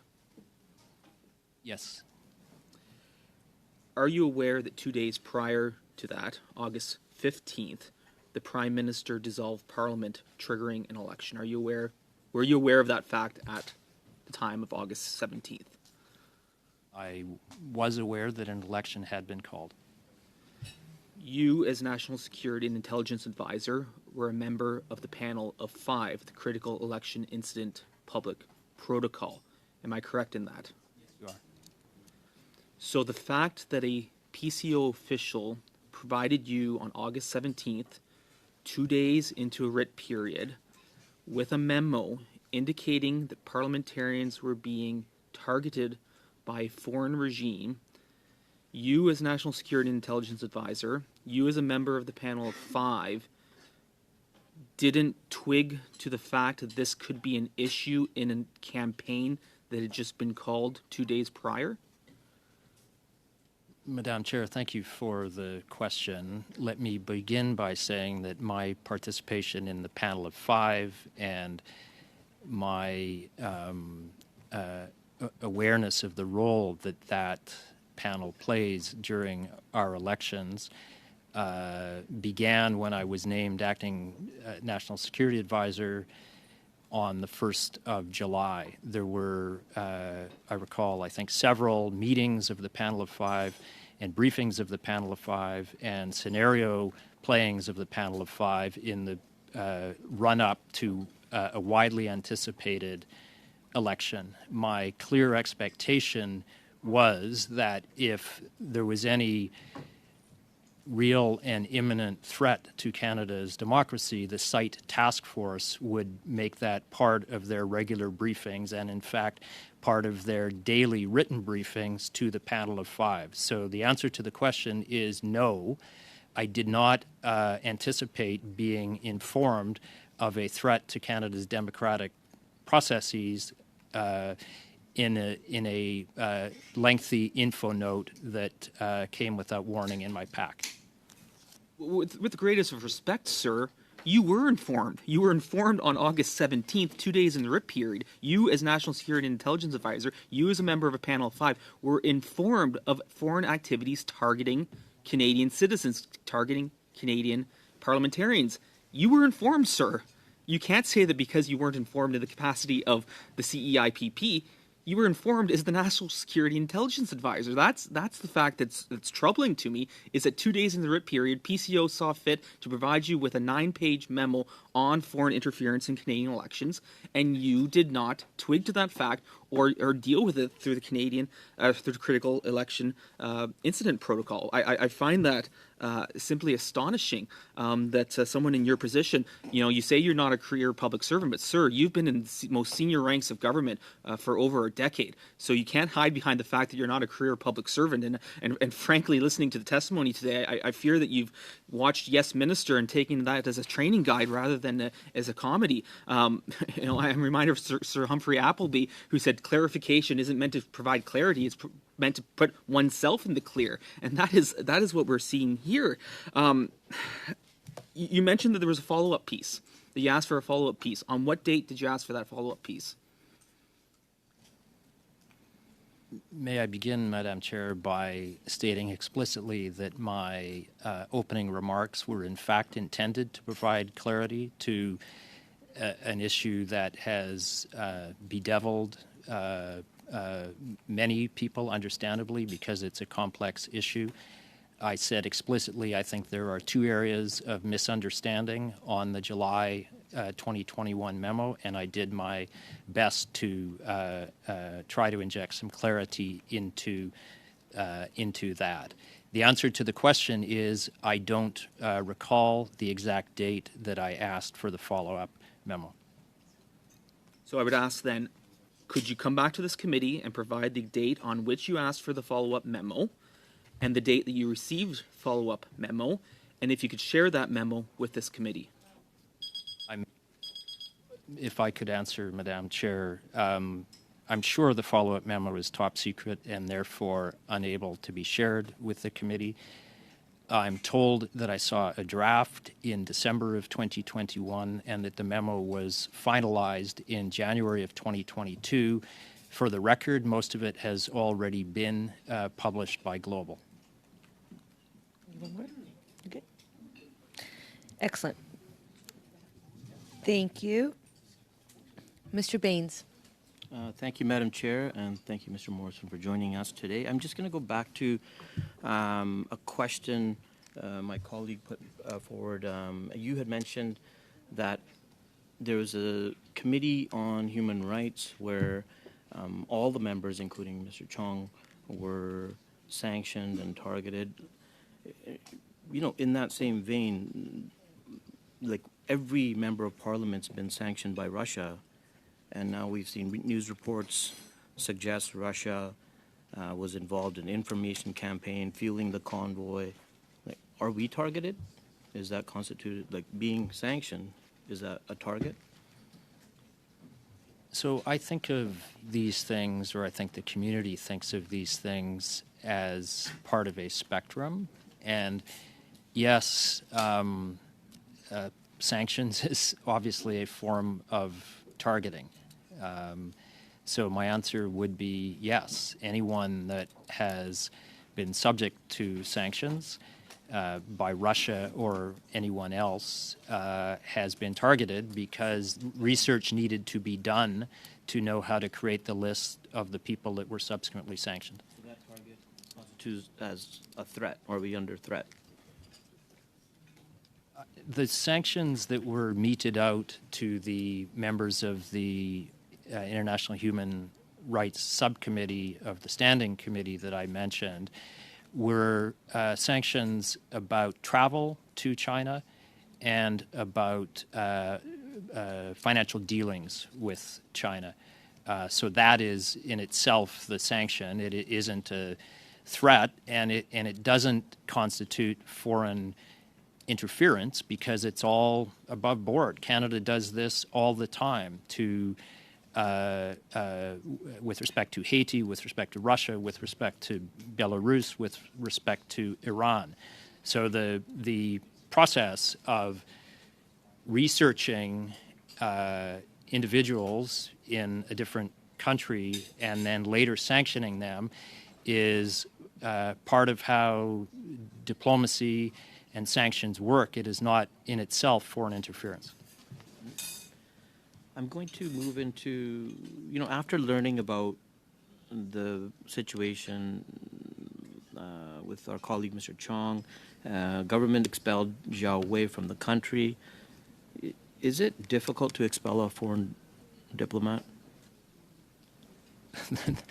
The process is not difficult. The decision, I think, decisions to expel foreign diplomats are not taken lightly. In the toolkit of diplomacy that we use when we disagree with action and we want to protest action begins with conversations, statements, goes through written exchanges, and ultimately can get as serious as declaring someone persona non grata, which is what we did in the case of Chinese foreign interference. Again, as I said, I was very involved in that.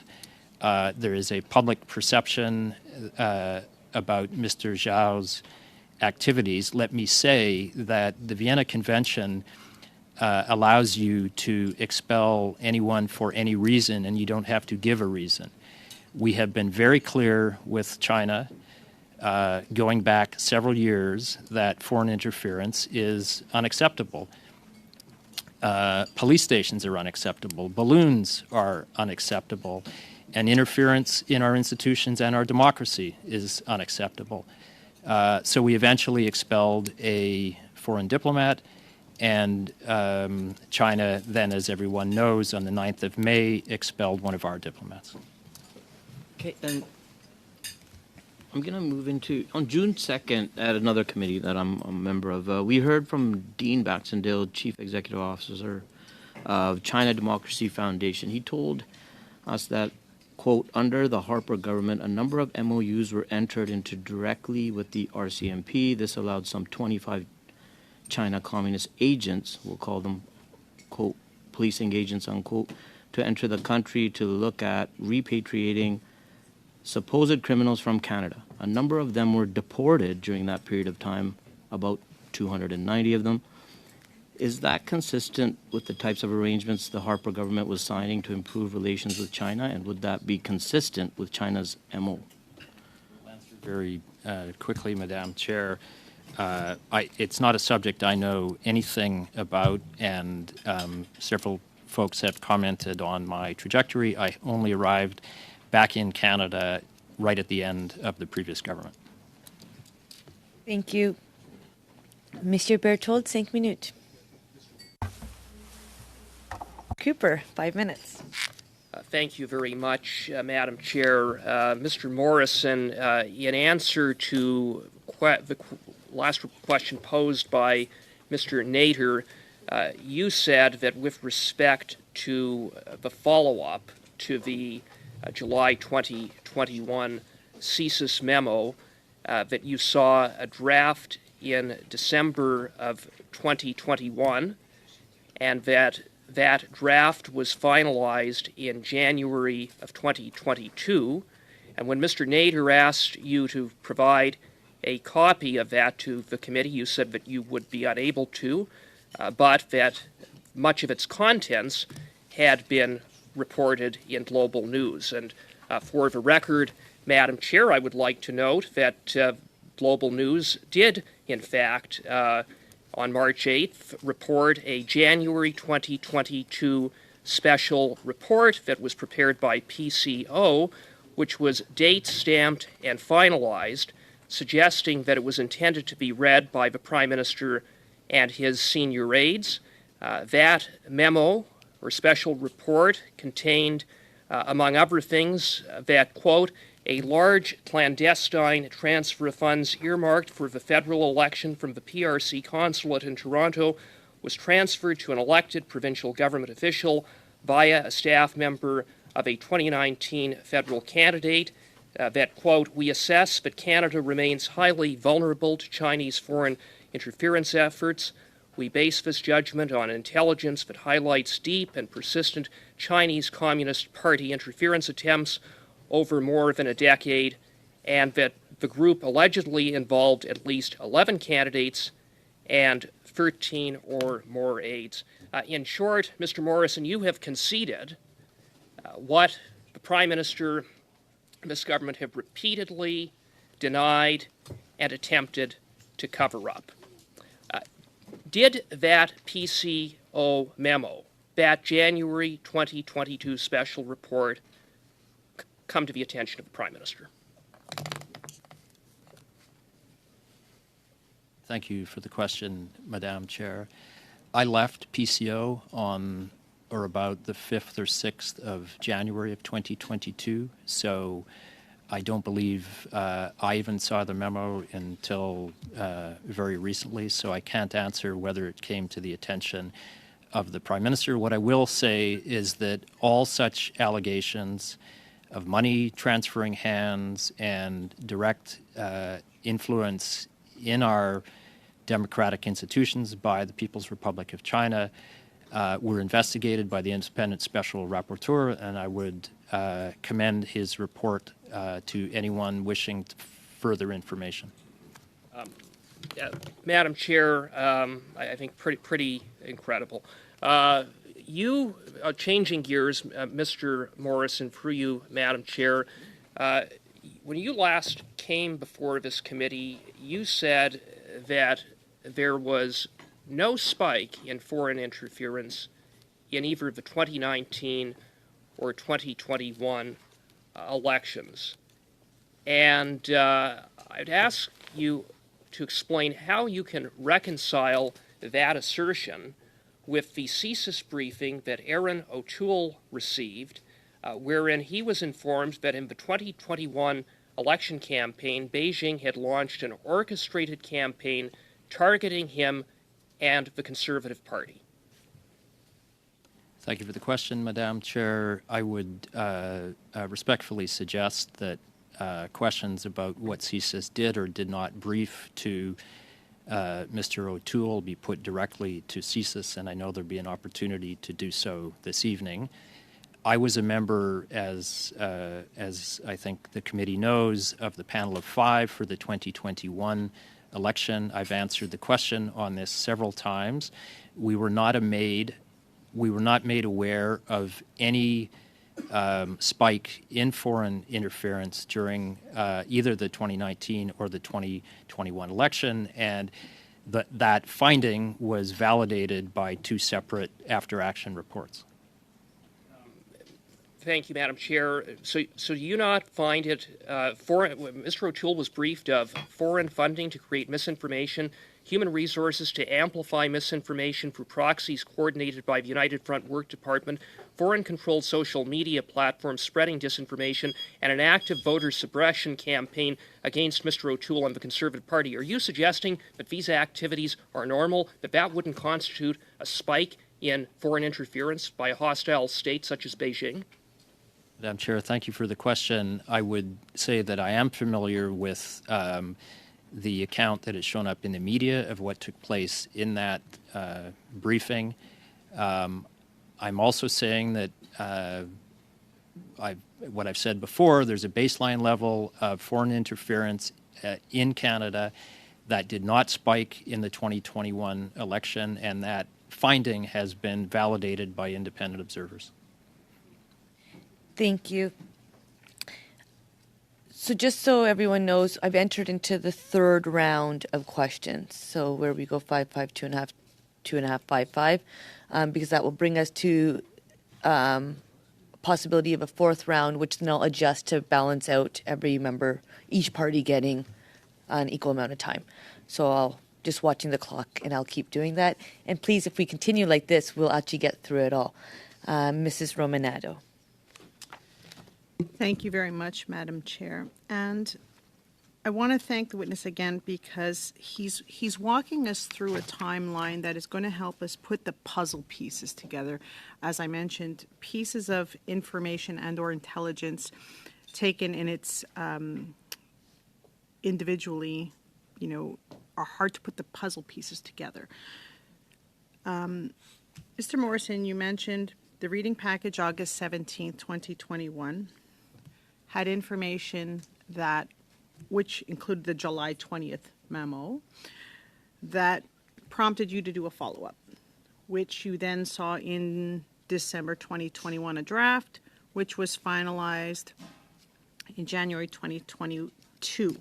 We know that an order in council dated January 4th named Jody Thomas National Security and Intelligence Advisor, and she began her role on January 11th, 2022. She has testified that, immediately one of her concerns when she took on the role and in her previous role as Deputy Minister of National Defense, that China, the acts of the People's Republic of China were of concern. And this was not something that was new to people. I myself sat on the National Defense Committee during my first mandate and was made aware of concerns of national security issues with respect to China, Russia, and other state actors. Could you walk us through what you would do differently or what you would recommend? So you received the package in August, or the reading package. We were in an election at that time. Cabinet was sworn in later that year, and then the final version. And so therefore there was a delay of approximately, I want to say, 5 months before you actually received the draft. So they were gathering more information, I'm assuming, that you had requested.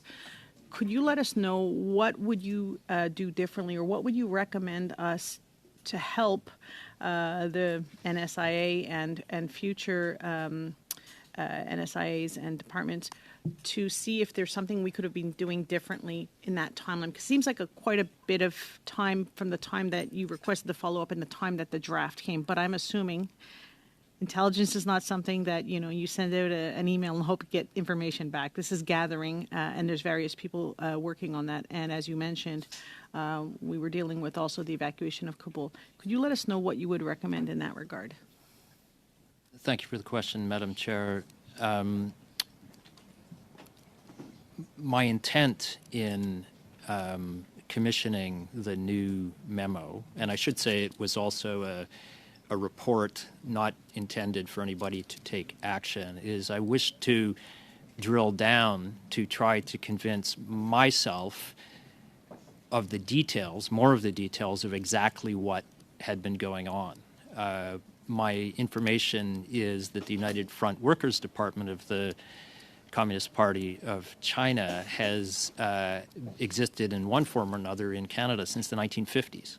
So I was interested to know, in all of that time, what has been happening, what is the exact nature of the foreign interference threat in Canada, and what we should do about it. So I asked the team to come back to me with everything they could marshal in terms of examples, specific examples of what China was doing in Canada, so that I could inform myself and, if necessary, inform the Prime Minister. That was the intent behind my commissioning the additional work.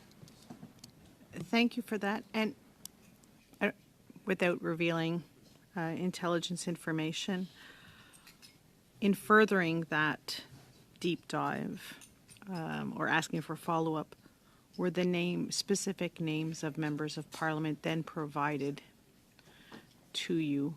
You don't have to reveal the names, but they were not provided to me. Again, I think the committee should be aware that now we're into January 2022, and according to the protocols in place at the time, action had already been taken in the first half of 2021, action that had been spurred by the intelligence that arrived following the Uyghur motion.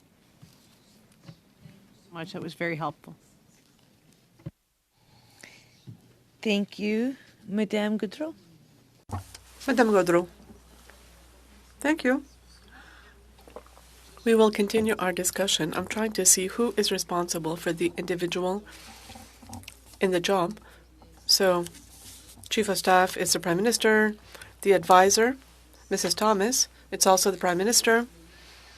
We had the Special Rapporteur, it was the Prime Minister. And so we've understood, everyone is in agreement, that our culture of intelligence is not up to date. So if we're here, and we should have had steps to go through to be ready for the next election. Who has the responsibility? Is it up to the Prime Minister? One, certainly in my view, Madam Chair, we need to distinguish between the Prime Minister's exempt staff and career public servants like myself and Jody Thomas, who will serve whoever is in government.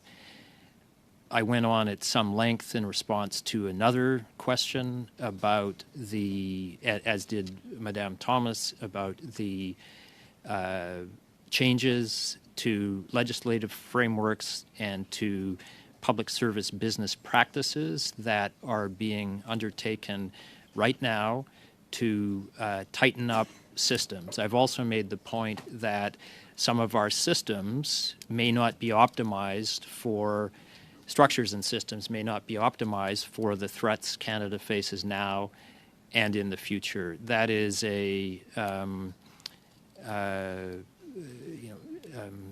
addressing all of those challenges will require the public service to do some deep thinking and will also require the government of the day to make some decisions should it come to machinery changes, for example. But in the end, Madam Chair, we have to understand that if individuals are having difficulty in doing their job because of the weight of it all, it would be normal to provide them with assistance, to give them extra staff or means. Many witnesses have told us your predecessor left in frustration. He published a report that wasn't studied thoroughly. And so maybe we weren't here today if we had increased the staff to be able to manage raw information that is coming and that now are falling through the cracks, right? Merci. Mrs. Blaney. Well, thank you, Chair. So I do want to come back to the follow-up piece to the report that you've talked about. You've indicated that you can't give us the memo about it, but you have brought it up several times. So I'm just wondering, what can you tell us about that and in what context did you send it? So I commissioned it. I think that's an important point. And I think it's also important to know, as I've stated, I didn't know how long I was going to be National Security and Intelligence Advisor. The issue of foreign interference I considered serious, and I therefore challenged a team of analysts within the Privy Council office, so not CSIS, but folks that work directly for me, to help educate me as best they could on all of the threats that I should be worried about. And that led to the memo that I have referenced, which, as has been established, wasn't actually finalized until after I left the job. So I will say that it included information that has already been read into the record today.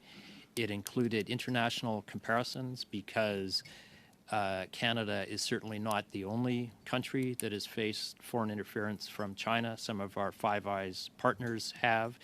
and it's a thing on which we compare notes with others internationally. Certainly that was the case in another hat that I've recently worn as the Prime Minister's G7 Sherpa, that within the G7 context, we have also been discussing the threat of foreign interference in general and China in particular.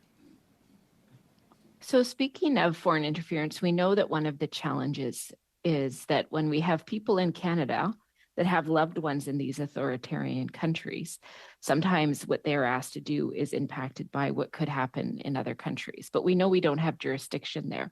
Is there any conversations about how we deal with this? Because it is an imminent threat. And just saying, well, we can't do anything doesn't seem like the best response. I'm just wondering, with the partnership with other countries, is there any discussion about what next steps could be taken to address this issue? Thank you for the question, Madam Chair. Let me refer you back to how I tried to end my introductory statement. I do think you've just put your finger on something that is very important for Canada and for Canadians, given the size and diversity of our diaspora communities and how many of the family members remain behind, sometimes in authoritarian countries. I do think public hearings on this would be a helpful first step towards being able to eventually do something about it. Thank you. Monsieur Berthold, suivi par Monsieur Fergus. Monsieur Berthold. Thank you.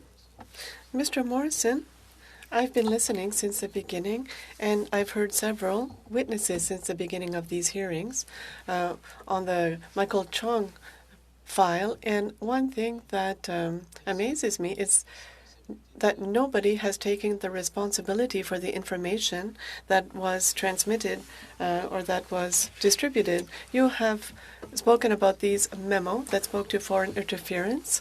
You've confirmed practically the content of the memo revealed by Global News, saying that it was top secret, but that most of the content hadn't been revealed in that article. Mr. Vincent Rigby, your predecessor, said that he had read 5,000 to 7,000 documents in 18 months, and he challenged me even to sit in the seat of the NSIA to see the importance of the work. But that's the problem. We have people such as yourselves, Mr. Rigby, we sit you down to look at this information. So who is connecting the dots? Who is referring what?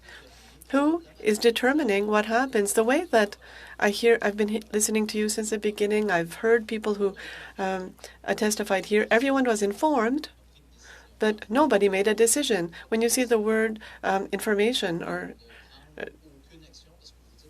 do you not act because you think someone else is going to act in your stead, Mr. Morrison? This is concerning for Canadians, for the diaspora. It's concerning to know that people in jobs such as yourselves are not able to be the eyes of Canadian citizens who need people who are going to look at all these elements. Merci, merci, Madame. Thank you. Thank you, Madam Chair, for the question. Through the dates again, I've given you my opening statement, and I've said that I believe that the system in place functioned according to with respect to Mr. Chong, that the system in place functioned according to the relevant protocols at that time. You've asked a much bigger, or the honourable member has asked a much bigger question about what do you do when there is such a volume of intel reporting, and it's a good and thoughtful question. I used the word, in response to a previous question, I used the word triage. I do think we could be better at flagging up to the National Security Intelligence Advisor, flagging up to me when necessary, particularly relevant pieces of information within global affairs, where I've been for the past 7 or so months. We have tried to tighten up our own efforts to ensure that I know what I need to know, and to ensure that the Minister of Foreign Affairs knows what she needs to know. Thank you, Mr. Morrison, and I listened to your opening statement, Mr. Morrison, but it's nonetheless concerning. You realize it now, but this was not done at the time. So how to make sure that people will not be responding the same thing? Here's an example, a specific example. The Globe and Mail on May the 12th had an article in which it said that CSIS provided to the government, to Global Affairs Canada, your department, a list of other Beijing diplomats that should be considered for expulsion given their activities with regards to interference. Was this note sent with a mention for your information only? Merci beaucoup pour la question. Pour juste une petite clarification. Thank you for the question. Here's a small clarification. For my own information, this was provided to Global Affairs, and you are in charge of Global Affairs Canada. And there was a list of other diplomats. Was this list sent to your department with a mention for information purposes only? And if so, who will now act on this list? Because it seems obvious that it will not be you, because nothing was done. Nothing is done when you receive these notes. And encourage, Madam Chair, folks not to believe everything they read in the newspapers. My second point is that if I had the date of the Globe and Mail article correct that you just mentioned, that was the 12th of May. I would remind you, Madam Chair, that we did expel a Canadian diplomat on the 8th of May. And as a part of the normal way in which we do diplomacy and intelligence, we are always on the system is on the outlook for foreign interference, and when it happens, we'll take necessary actions. Thank you. Mr. Fergus. Thank you, Madam Chair. Again, I feel obliged to say this. No one is questioning your abilities and your service to our country. It's been exemplary.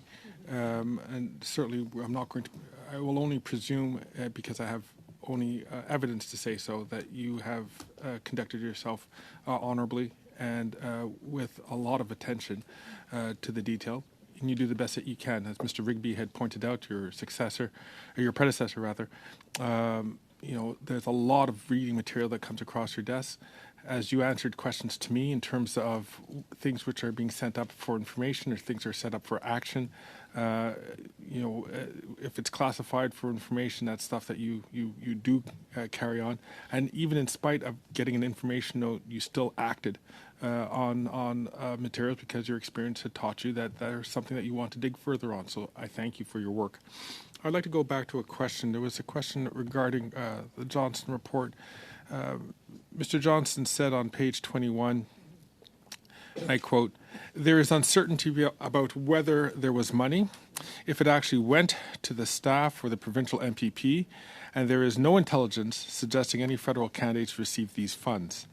The media reporting later stated that there was no evidence of covert funding, although this was largely overlooked, so the public narrative persisted that candidates, sometimes identified as Liberal candidates, received these funds. NSIA Thomas and the Prime Minister's Chief of Staff both testified to PROC that there was no evidence of money flowing to federal candidates." Mr. Morrison, does that rhyme? Does that seem true to you in terms of what Mr. Johnson wrote in his report? It seems accurate, yes. I have, as the committee knows, have had various positions over the past number of years.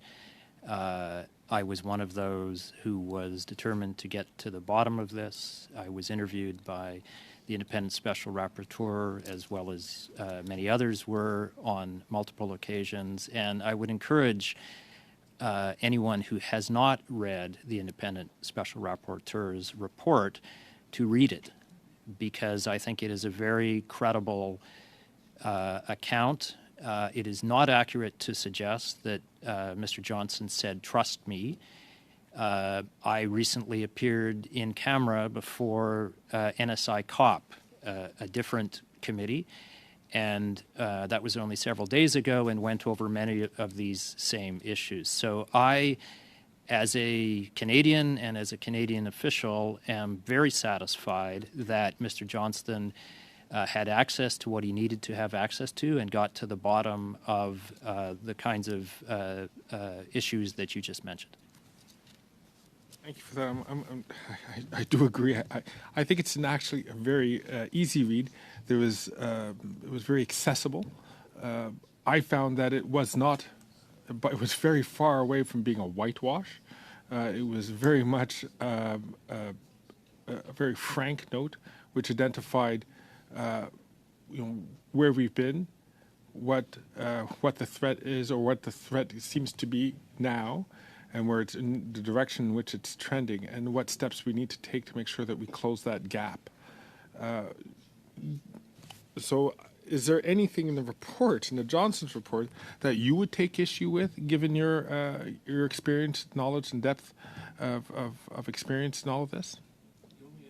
Of the Johnston report that I would take issue with is the notion of a top secret system that a minister may or may not have had access to.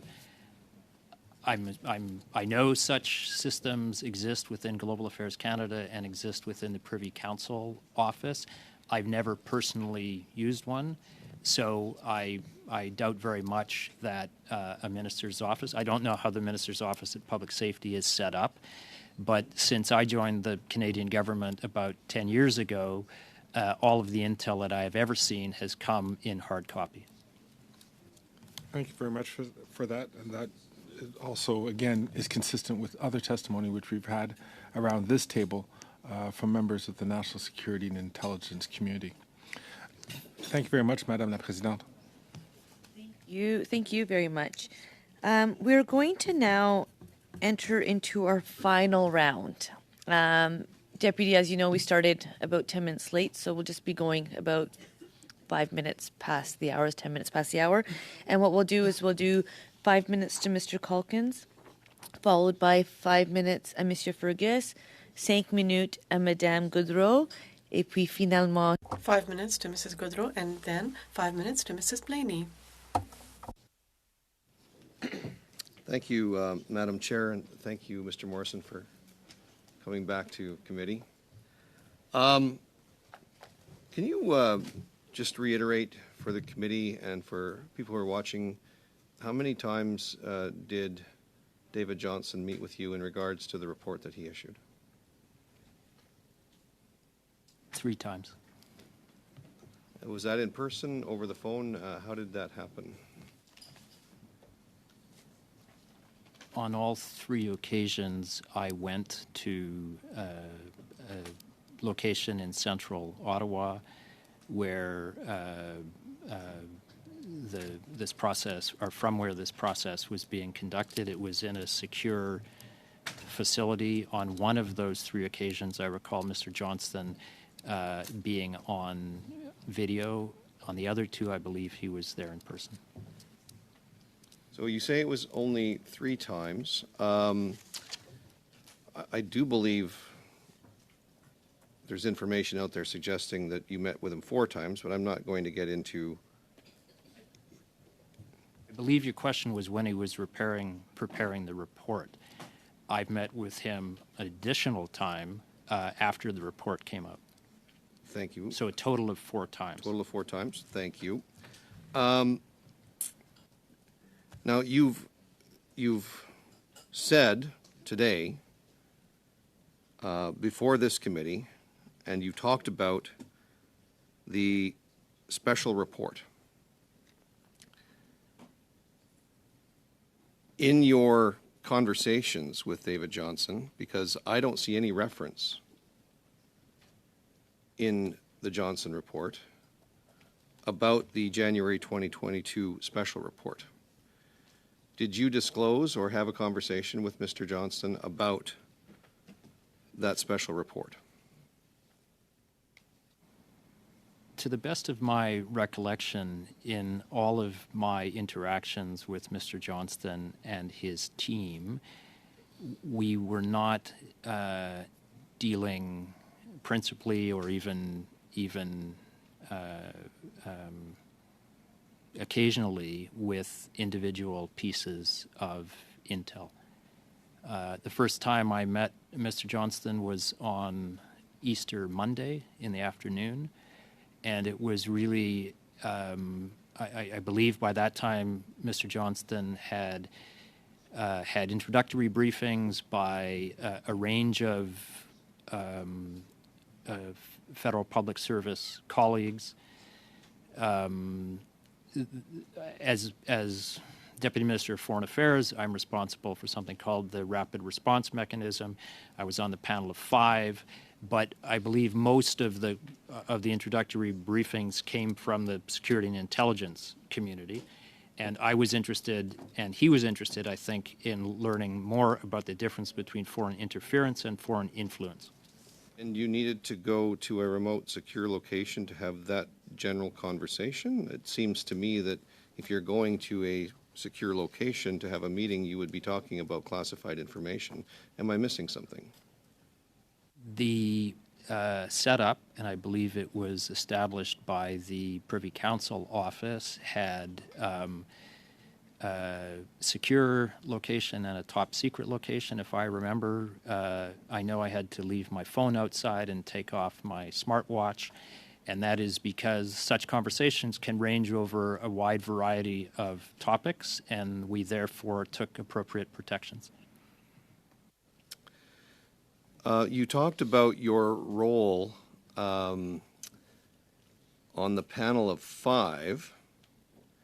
The Johnson report actually doesn't even address the issues pertaining this memo and other information. He only actually addressed the panel of 5 as it pertains to the 2019 election. Is there a reason that Mr. Johnson would have not included those conversations or included any information from the panel of 5 in the 2021 election? It seems odd that it's missing from his report. You were a member of the panel of 5 in 2021, but not in 2019. Do I have that right? You have that correct. I don't consider it curious at all that his report, well, let me just say the following. There were reports produced by Jim Judd and Morris Rosenberg about the functioning of the panel in 2019 and 2021, and I would commend those to the committee. Point of order, Madam Chair.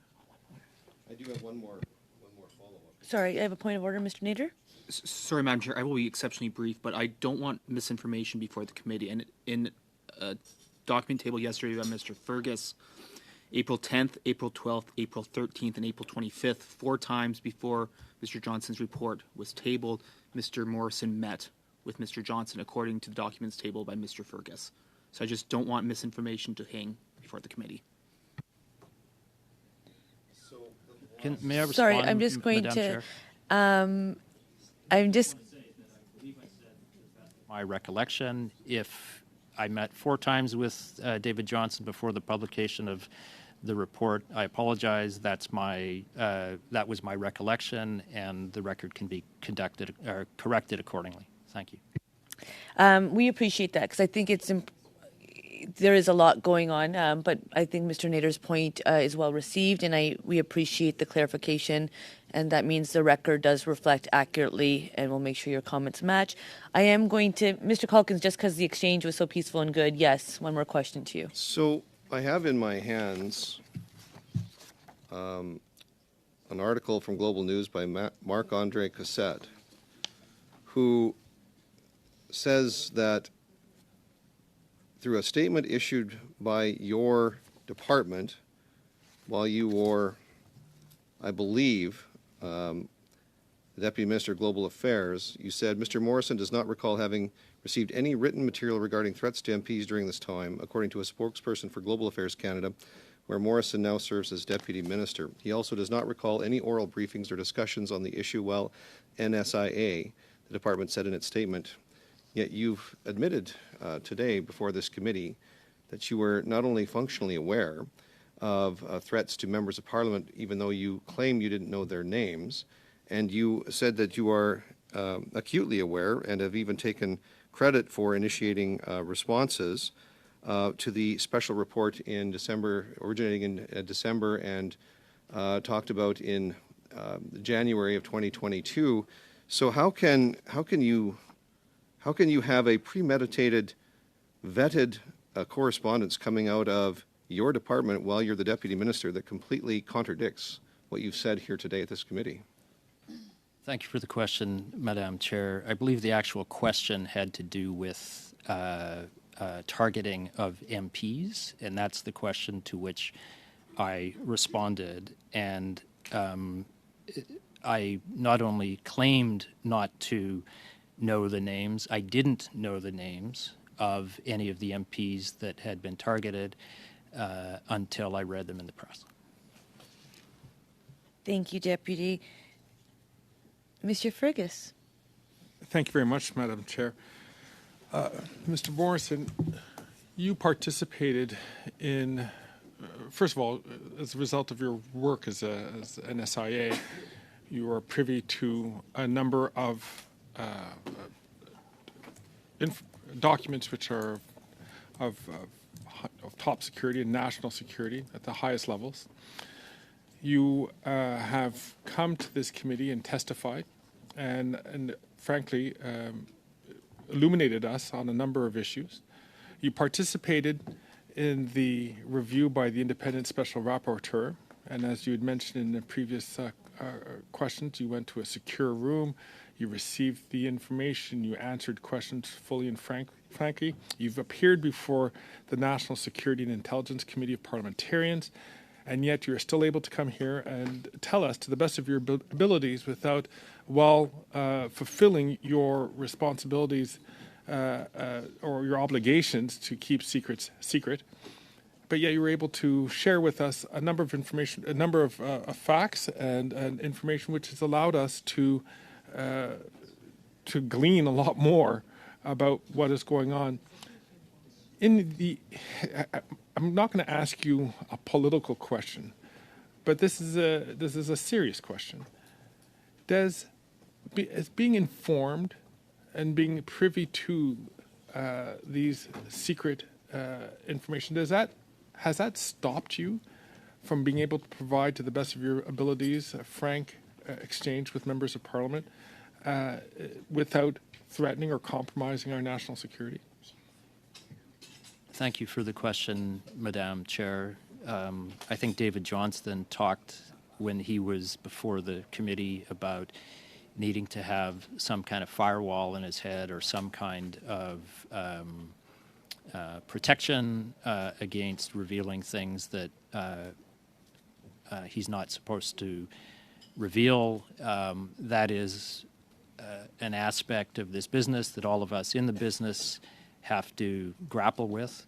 I would point out that everything I said in my opening remarks came from either the Globe and Mail or David Johnston's report. So all of that has been available to all Canadians since, or for a number of weeks now. So I like to try to be forthcoming to parliamentarians exercising oversight. That's how our system works. There are some things that can't be shared, but in general, I think we are intelligence exists on a need-to-know basis, and that principle needs to be protected because of sources and methods. But in general, I think it is good that we are having this debate about the role of intelligence in Canadian society and indeed the changing nature of national security. And of course, it's a lot easier to be able to speak authoritatively and to understand the distinctions between rumor, innuendo, and fact. And that usually comes by informing yourself. Thank you very much, Madam Chair. Thank you very much. Madame Gaudreau. Merci beaucoup. Thank you very much. I have two questions. We've had very good exchanges, and so my first one. Mr. Morrison, I would like for us to come back to the main issue. You were a member of the working group on elections, and I'm trying to understand. I'm thinking of Mr. O'Toole. Following the elections, he might have been the Prime Minister of a G7 country. And he was the target of Chinese agents. And so I'm trying to understand why it is that no alarm bells sounded in a situation where this was so important. I think that your words will help to provide an explanation to people are speaking to me on the street and they say, my goodness, how is this possible? La Présidente. Thank you, Madam Chair.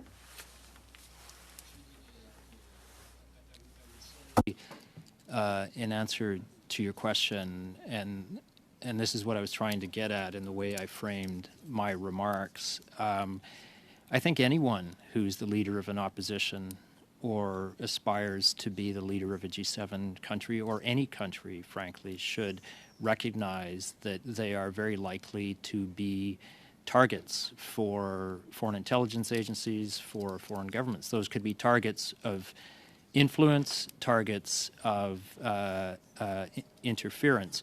We certainly build profiles in this country on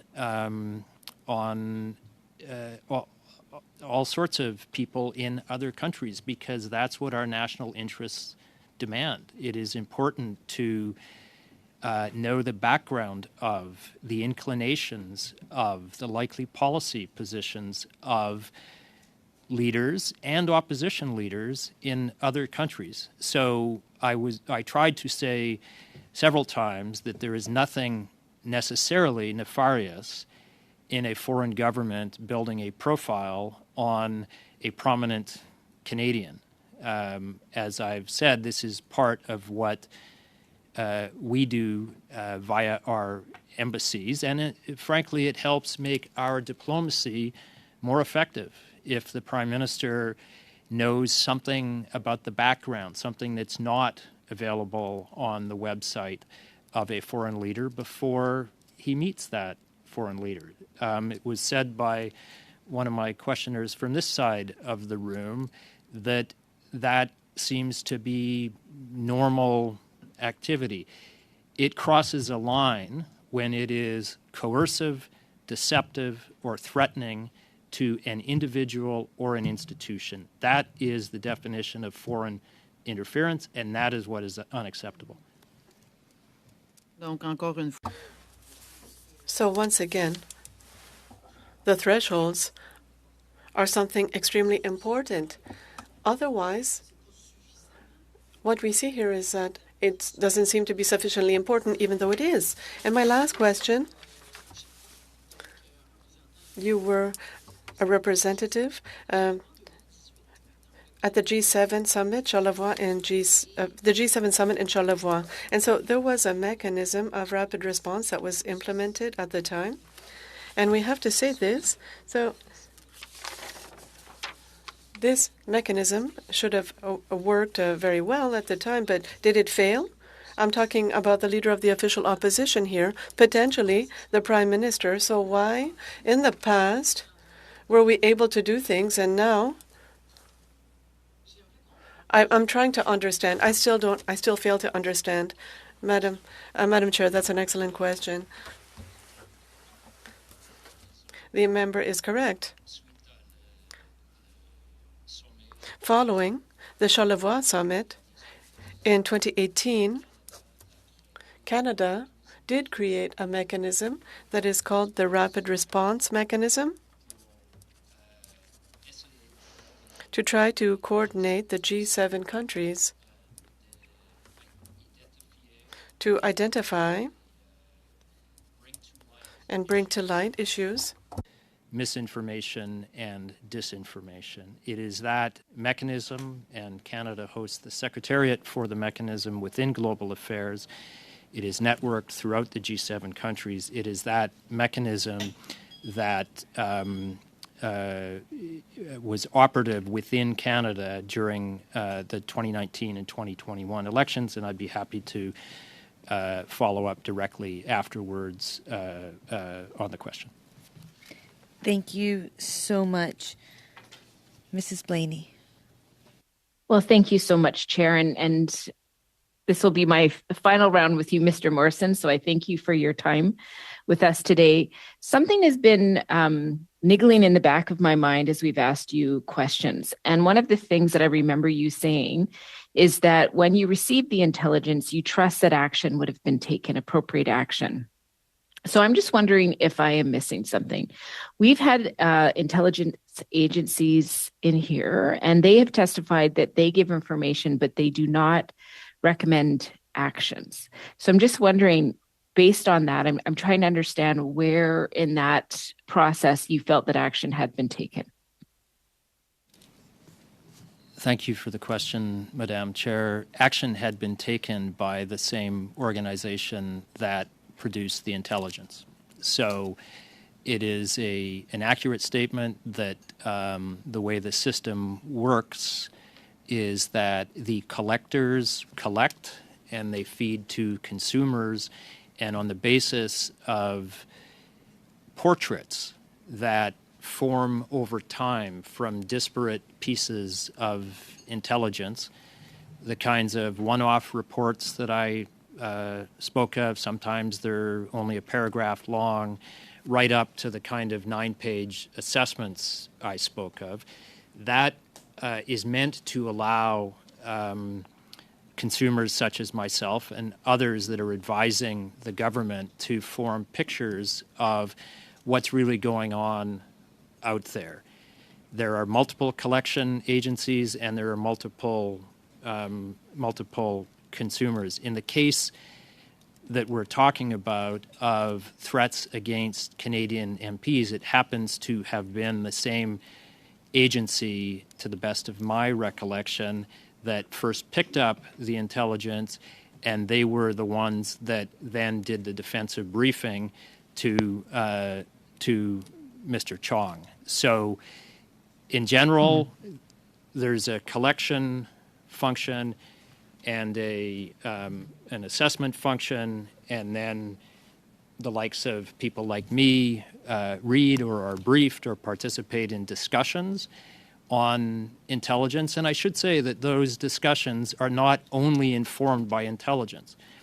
Intelligence is an input into the discussions. But from where I sit, I consume intelligence, but I also consume diplomatic reporting. We have people all over the world that send us reports every day that give that view as to what is going on. So, and in a collegial fashion, the deputy minister community at the highest level comes together to debate issues because we have sometimes different views as to exactly what is going on, because we may read slightly different things and we may talk to slightly different people. Out of that comes a picture. Thank you. So my last question for you is, we know the diaspora communities have been ringing this alarm for quite a while. And I think that is one of the things I find frustrating about this process, is we did have people saying very clearly, there are issues that are happening, we should all be aware. You've talked several times about the fact that Mr. Johnston recommended public hearings with these communities, and you amplified that the need is there. But we've also heard testimony from these communities that they have come forward. They've come forward many times asking for help with very little success. And so these folks that come from often countries with authoritarian governments, they're not interested necessarily in talking with government or with police. So I'm just wondering, in the systems that you're part of, how are voices like this heard and amplified? Because based on what we're seeing, I don't think that they are. So I want to know if there is an actual process and if that is being reviewed internally as well as these public hearings. I've already made my views known on the importance of this particular issue of the challenges that we're facing. I believe I characterized it as the greatest long-term threat in terms of Chinese foreign interference, because diaspora communities will grow. And frankly, we don't know as much as we need to about what is going on. I'm frankly not aware of the mechanisms that that members of communities have to register concerns. They clearly don't feel listened to, and that's why I think public hearings would be an appropriate next step. Thank you. With that, Deputy Morrison, our time has come to an end. It is National Public Service Week. And I do echo the comments of Monsieur Fergus to say thank you for your service. And I thank all people who serve. We do push hard and we've got a lot of work to do, but have the utmost confidence in the people who are helping us get there. Do want to thank all members for the meeting today. Good news, we'll be back together again at 6:30 in room 225. So we'll see you at 6:30 tonight. With that, wishing you all well and safe. Yes, wear your jackets. Meeting adjourned. Thank you.